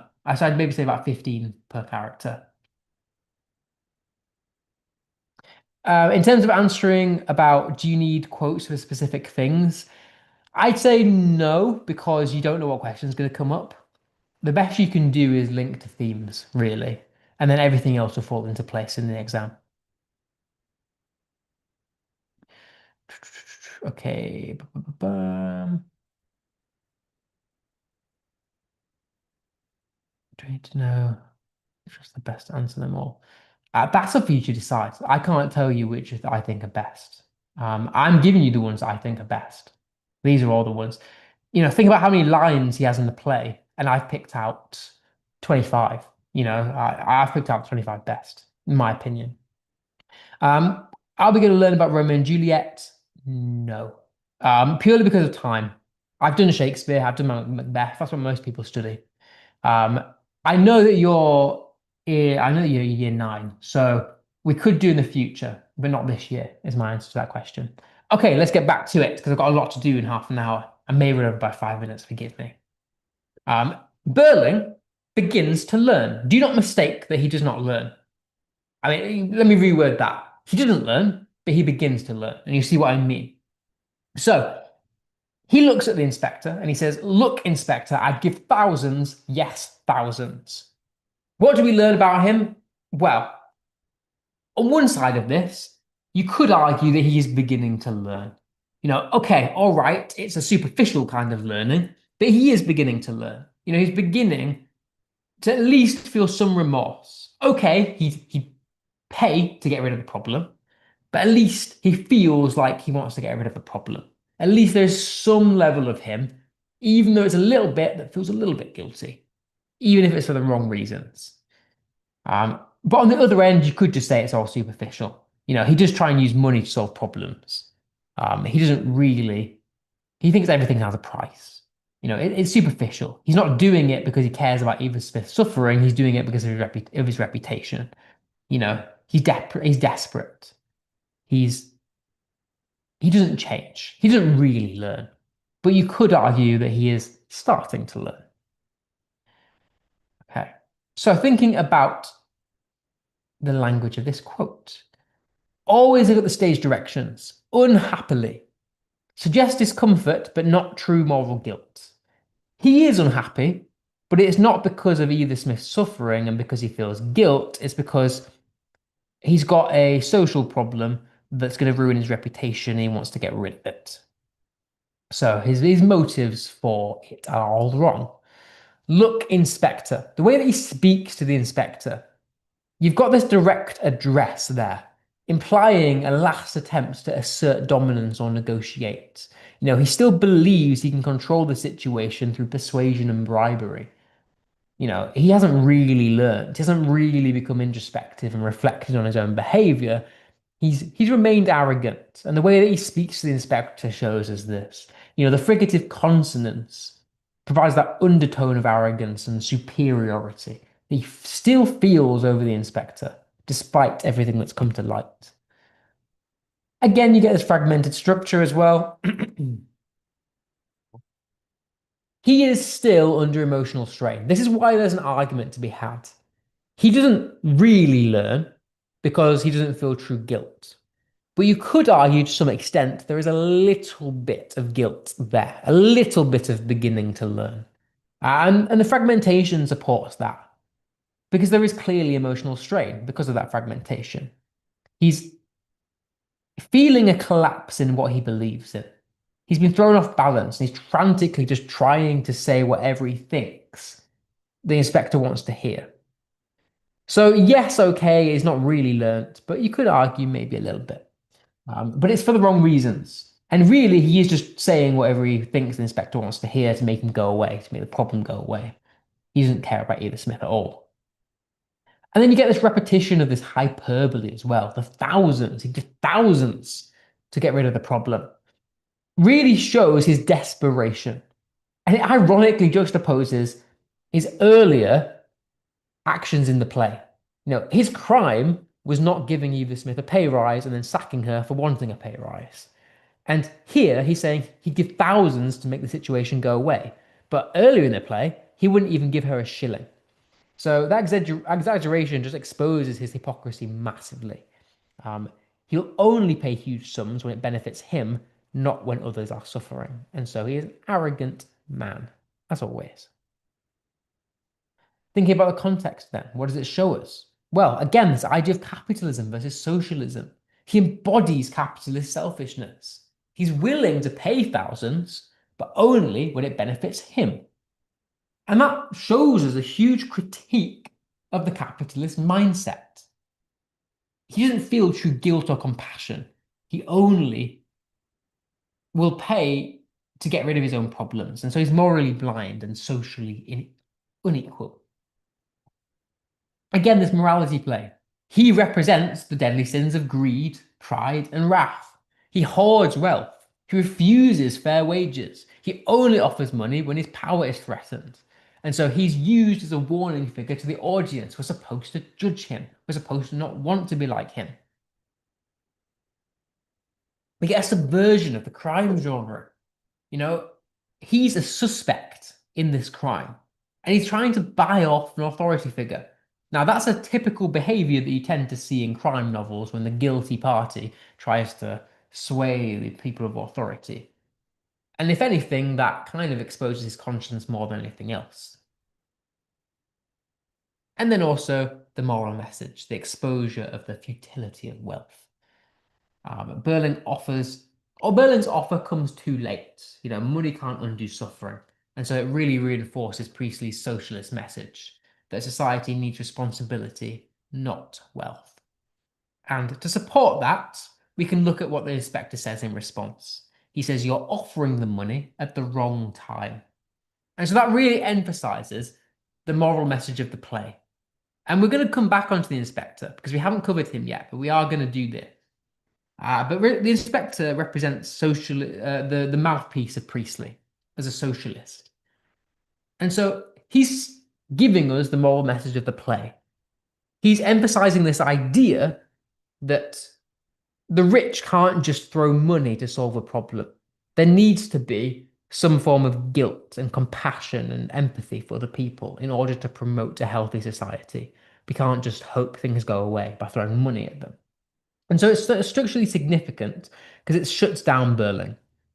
It emphasizes Priestley's moral message that moral responsibility cannot be purchased after the fact, and that the inspector interrupts Mr. Berling when he's trying to gain control, exposing the billionaire capitalist belief that money solves everything. And so this moment acts as a turning point where the inspector asserts that justice is moral, not financial. And it foreshadows the later twist to come. So Priestley is critiquing society where the rich exploit the poor. And the inspector's timing proves the ethical duty must come before disaster. Okay. Now, the inspector then leaves. And what does Mr. Berling do? He begins to berate his son Eric, and once again learn nothing. And he says, and I'm not going to go over these quotes because we've done these in the past. I've just reordered these so they're now in the right place. Like I said, in my first session, I thought I would restructure everything by theme, but then I realized that some of the quotes were not chronologically in order where they should have been. So when I upload the PowerPoint up to for you to have for revision and whatnot, I'm going to upload a corrected version of it so that every quote is in chronological order. But this quote we've looked at before, and it actually comes in Act 3 when the inspector leaves. He says, you don't seem to care about anything, but I care. I was almost certain for a knighthood. There'll be a public scandal, and who here will suffer more? And this is his response to the inspector's revelations about Eric's promiscuity. And so it shows us that he is selfish, that he is motivated by ambition and greed, that his fear of losing his social standing. He's not guilty. He's not capable of moral growth. He hasn't learnt, and that he's a symbol of capitalist corruption and hypocrisy. So as I said, we've covered these in the previous sessions. I'm not going to do this, but they are now in the right place when you get these notes. So I will skip all of this. Now, he then says to Eric, you ought to have stood up to him. There's every excuse for what both your mother and I did. Now, this is a really important quote for considering generational conflict because it shows us that he is still stubborn. He refuses to learn from the inspector's lesson, and he views conflict as authority, not a moral issue. He rejects any feeling of guilt and comes up with this idea of excuses in order to try and justify his own actions, and thereby shifts the blame very much onto the younger generation. He's saying, oh, you didn't stand up to the inspector, and now you've caused all of this to happen, and we're going to get socially slandered. When really, he also had a big part to play. You know, it wasn't just Eric and Sheila, you know. Sybil and Arthur also did have a big part to play. And so he's projecting. He's not taking any responsibility, and he's completely blaming the younger generation. So thinking about language then. You get this modal verb to start with. You ought to have stood up to him. Almost like he's presenting that as Eric's moral obligation, that Eric failed a duty by not standing up to him, which is ironic because he also had a part to play in Either's death. And so when Burling, when Burling was being questioned, he didn't stand up for himself. He lacked the moral courage throughout the entire investigation. Okay, now let me reword that. He did stand up for himself, but not in a moral way. And so the tone is very accusatory, almost redirecting all responsibility away from himself. So it's proof that he has not learned from the situation. Otherwise, he would look introspectively at himself, but he does not. You also get the stood up to him, framing the inspector as being an opponent, which is symbolic because he is a foil to the inspector. And so the verb stood implies firmness, authority, qualities Burling believes Eric lacks, showing again that generational conflict, representative of socialism versus capitalism. There's every excuse for what both your mother and I did. Now, this is a sweeping generalization. He's not given the excuses. He's just saying that there are excuses. He's attempting to push all responsibility away rather than look introspectively. And that contrasts very sharply with his refusal to accept any justification for his part in Either's behavior, exposing his double standards. And structurally, this moment comes right after the inspector leaves, revealing the fragility of Burling's earlier anxiety. The moment he feels safe, the moment he retreats into denial. It's the moment that he starts firing at Eric. And so Priestley uses this to highlight his deep moral cowardice. So it's important to consider structure because he says this as soon as the inspector leaves, showing us what kind of coward he is as a person. That only now he can say this when the inspector's out of the room. You also get this alliteration as well, highlighting just how empty this justification actually is. Like I said, he's said there are excuses, but he's not actually given the excuses. So it sounds quite persuasive, but really he is empty and means nothing. And so that's Priest trying to expose his self-comforting rhetoric. He talks smoothly to smooth his own conscience, but really lacks substance and doesn't feel any guilt whatsoever, or have any genuine argument.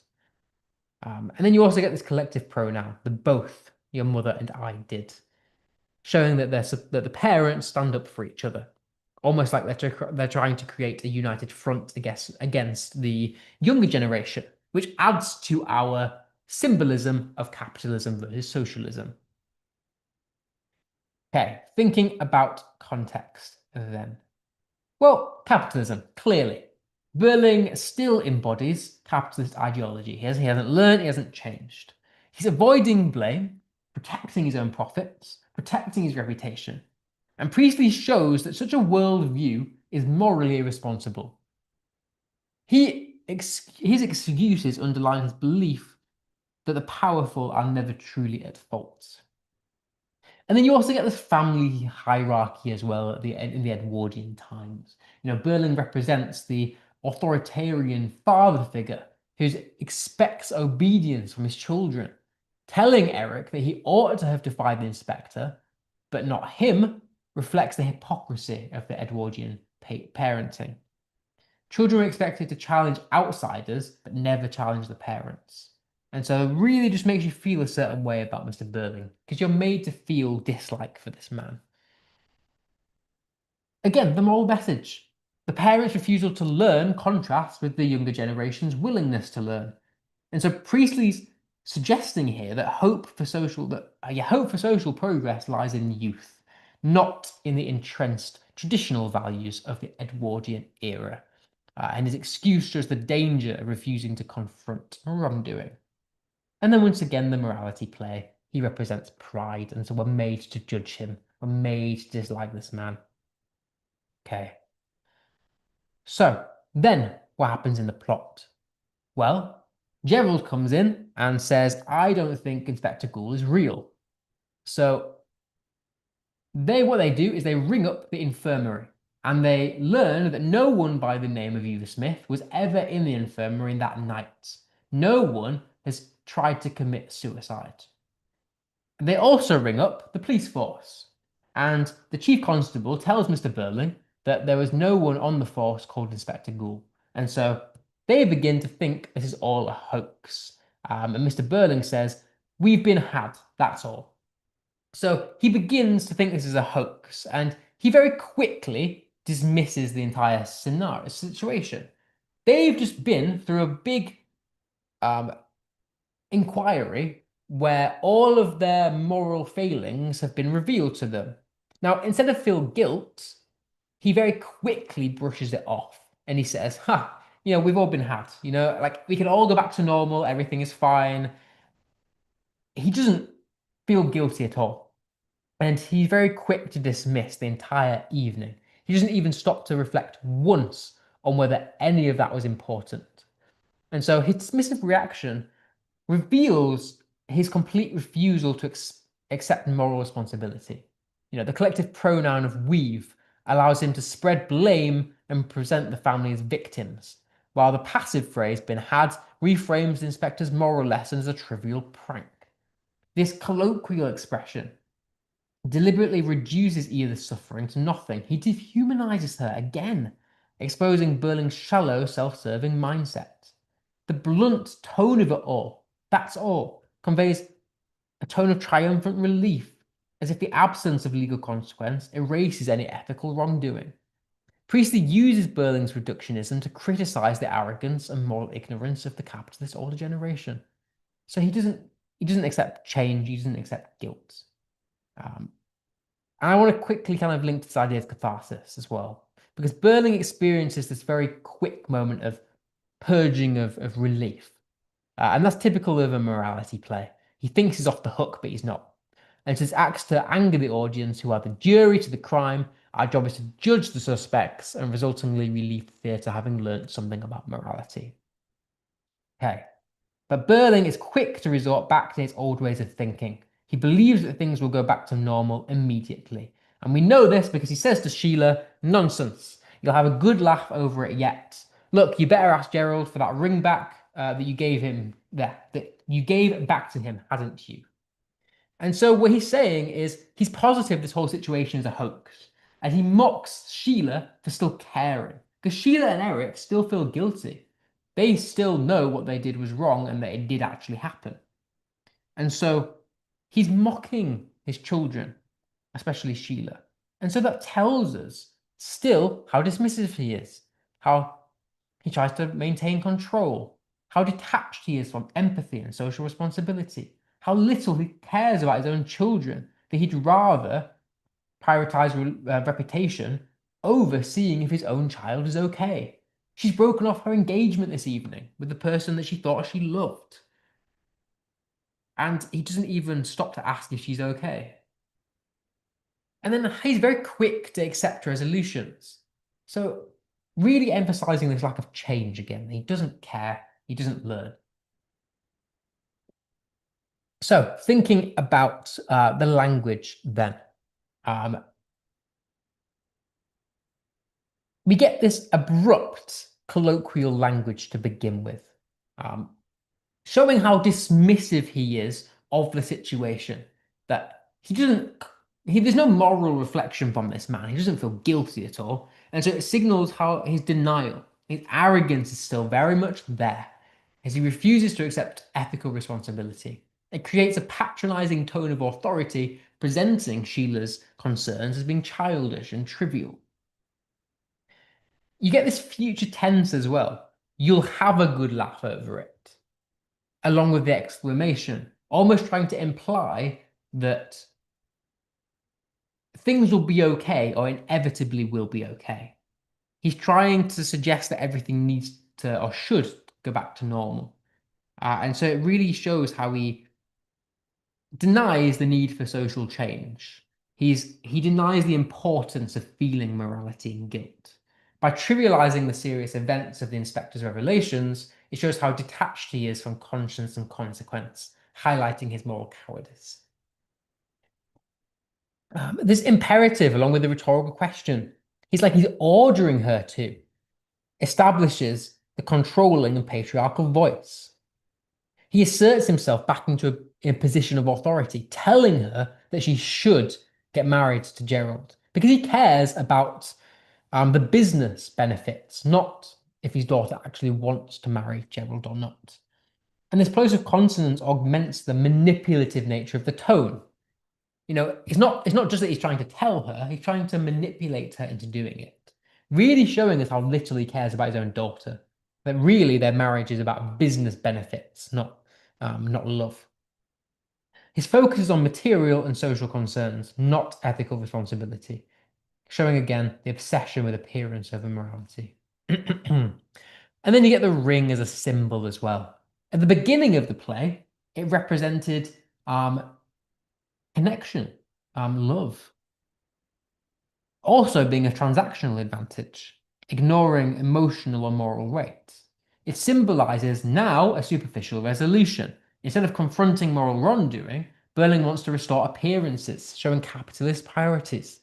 He uses the ring to critique how wealth and social standing override ethical reflection.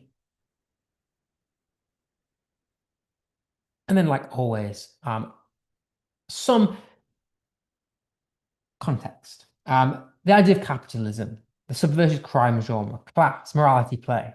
I'm not going to go over these just because of time. It's kind of reiterating what I've already said about all of this is to push a moral message. Tell the audience that you should not be mean to people. You should care for other people because that's how society will benefit most. That's what Priestley is trying to get us to realize. And he does this by showing Mr. Berling as a capitalist, arrogant person, and that his way of life is flawed. We are the jury. We're there to judge him. But it's important, I guess, to quickly mention that Berling just managed to escape punishment. And so, as the audience,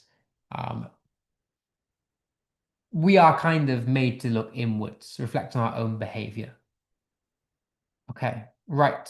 I got a couple of quotes left to do. As I said, I might run 5 minutes over. I do apologize. You don't have to stay. These will be anything I don't get done today, they will be uploaded as part of the slides, so you'll have them either way as notes. But yeah, I got a couple more to do, so stick around with me. I promise I'll be done in 10, 15 minutes. Sheila says, you began to learn something, and now you're ready to go in the same old way. And this is in response to Berling's assumption that we just saw that everything should be back to normal and that everything's a hoax. So again, it shows he can't change. He fails to take responsibility for his own actions. He's comfortable with the normal everyday life. He's stubborn despite the evidence.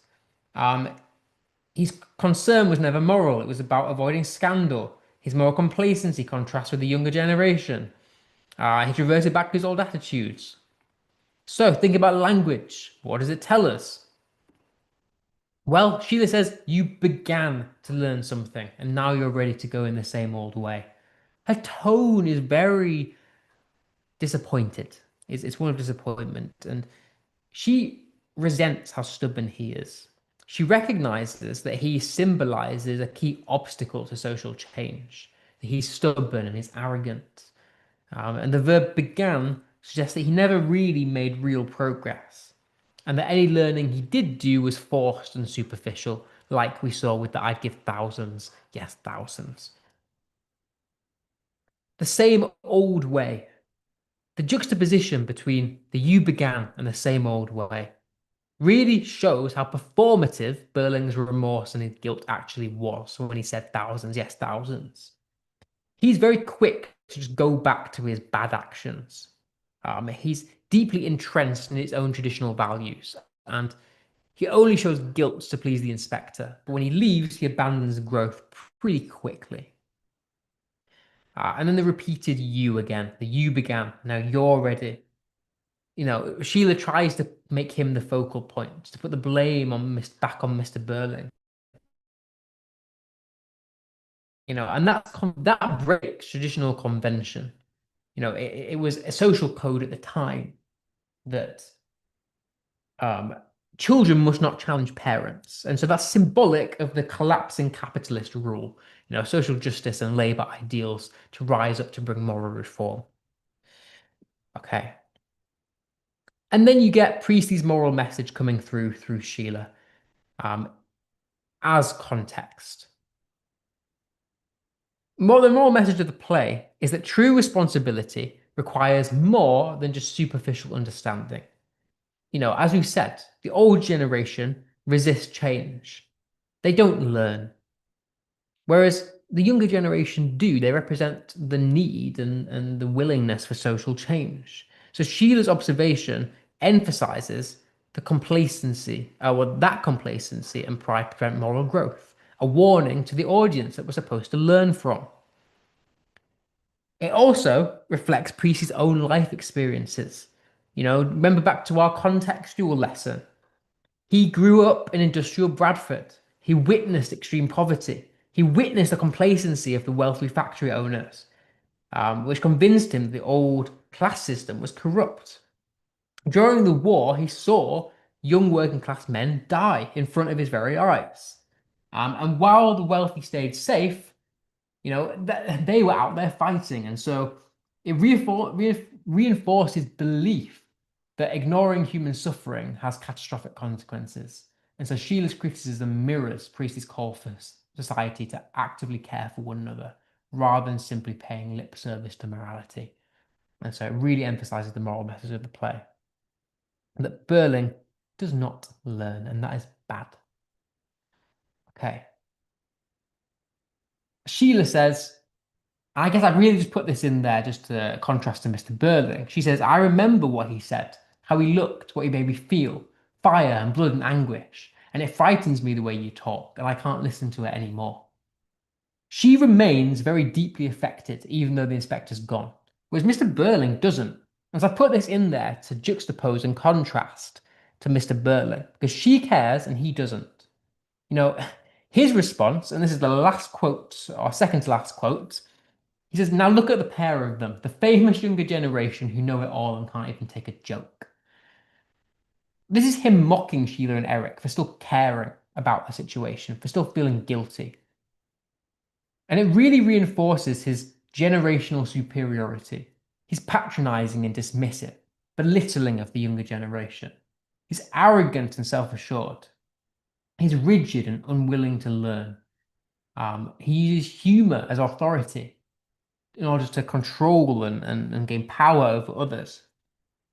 And so, whilst Sheila is learning and still feels guilty, he does not, and he actually mocks them for still feeling guilty. So, in terms of language, his tone is very condescending, it's patronizing. He's undermining his own kids' opinions, and the fragmented speech slows that pace to show that it's mocking, it's patronizing. Look at the pair of them. Thinking, the younger generation. It's there to mock them. It's there to patronize. The symbolism of the younger generation versus the old. Mr. Burling is a symbol of rigid, outdated capitalism, which Priestley shows is flawed, whereas the younger generation symbolized progression and moral awareness. You get that juxtaposition, the know-it-all versus can't even take a joke. It's a juxtaposition between youth and authority. It represents an ideological, political conflict of the time. But it's ironic because Mr. Burling uses it as an insult in order to dismiss opposing views. Yet, to the audience, Sheila and Eric are more morally aware than him, making Mr. Burling feel or appear foolish. They represent the changing times. And so it shows the generational conflict. He's not taking life seriously. He says they know it all and can't even take a joke. But it's not a joke. It's representing a real human struggle. And he's so dismissive of human suffering, whereas they actively care about other people. And so he tries to use this as humor, as comedy, to dismiss human suffering. But they actually do care. And so as the audience, we like them because they care. And then the fricative consonants really adds to that harsh and spiteful tone as well. Okay, I promise I'm almost done. Thinking about context then, well, all of this, post-World War II audiences, I think you always need to remember that although this play is set in 1912, It was written in 1945 for a post-World War II audience. And so at the time, the audience would be aware of the need for social change. They would see the younger generation as morally aware and progressive, making Berling's attitude unlikable. And this highlights the dramatic irony as the audience recognize his moral failings, but not the youth. You also get this subverted crime genre as well. The crime is not legal, but it's a moral crime. And Mr. Berling is juxtaposed to the younger generation who do learn in the end. And so this presents Mr. Berling as morally culpable, whilst his kids are responsible. And so it highlights the moral message as he refuses to learn and is therefore judged by us, the audience. Thus, whilst the kids are punished by guilt, Mr. Berling suffers more substantially by losing reputation. This is his punishment for not learning. And then again, the morality play, that he represents the sins of pride, greed, and sloth, and wrath. And the inspector gives him a chance to repent, but unlike Eric and Sheila, he refuses to acknowledge his wrongdoing, delaying his chance of redemption. And this emphasizes the moral message of ethical responsibility. Okay.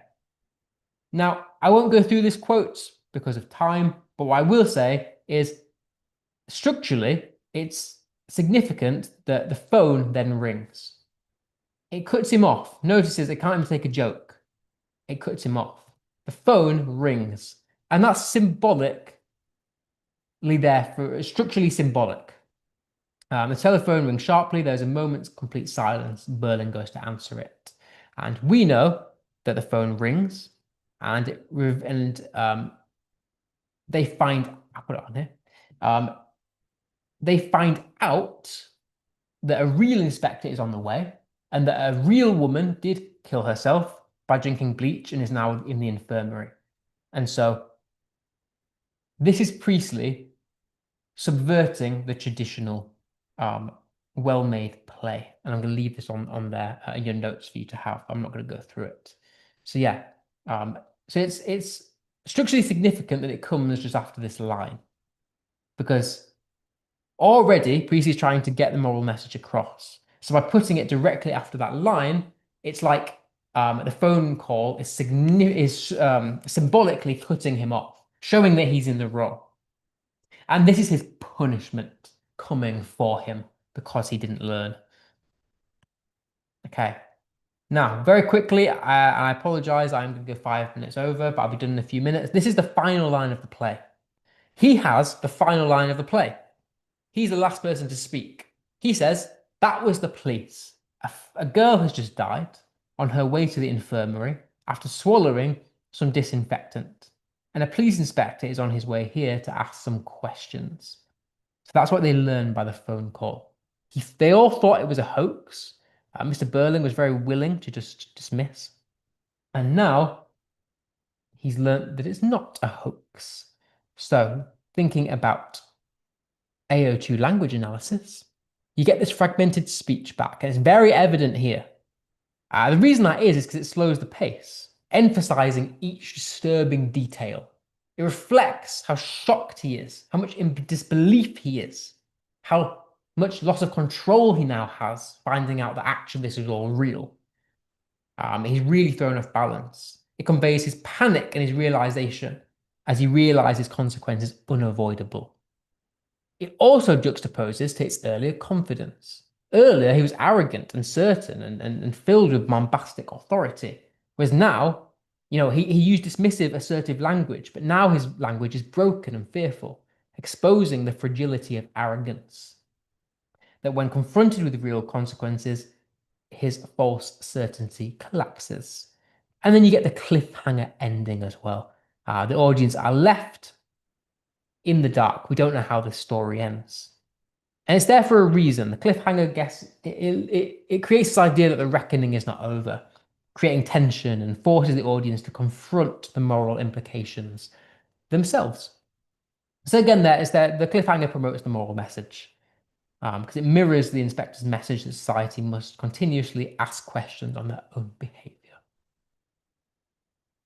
So the final thing I want to say before I leave you then is when we looked at context, so this idea of the well-made play, And we looked, it's basically just having a good character and having a good story arc.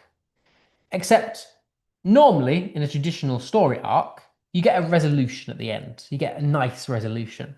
But the difference here is Priestley subverts that resolution. He doesn't have a nice, well-rounded end. In fact, he subverts it.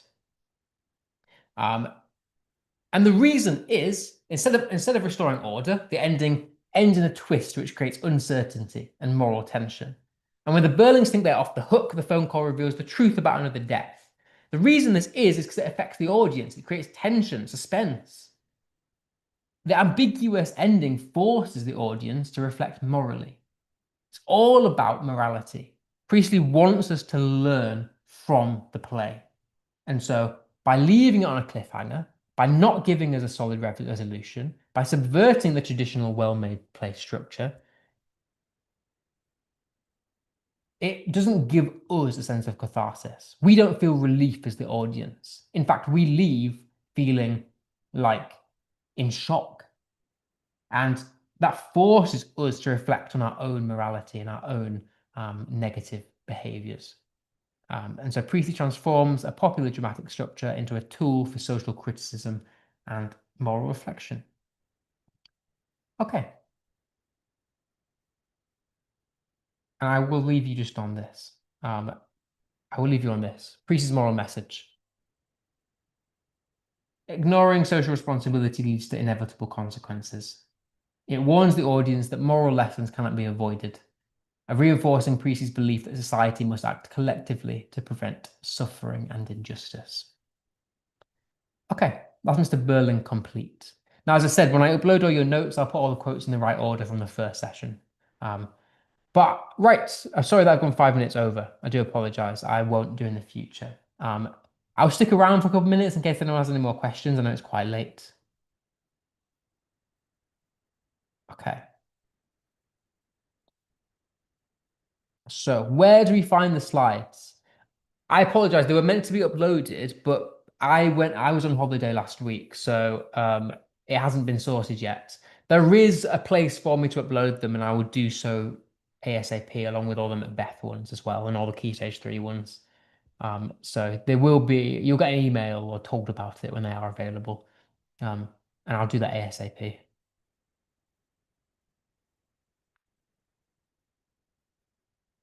What are the key themes and characters they can ask?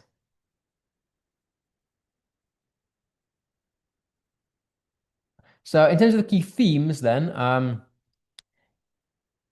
went through these on the kind of like contextual lesson. The themes are learning, morality and guilt, social responsibility, social class. I think what the others are generational conflict. And sort of the main ones that could come up. And any of the characters you could get asked about. The inspector, Mr. Burling, Mrs. Burling, Gerald, Eric, Sheila, any of those you could get asked about. Should you memorize 6 or 7 quotations from Mr. Burling? I would memorize some more.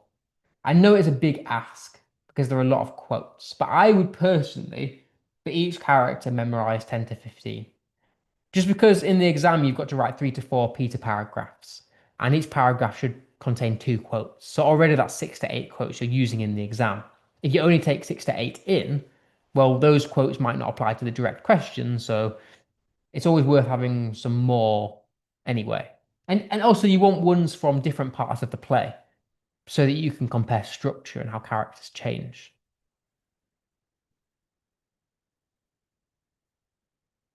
6 or 7 is too low.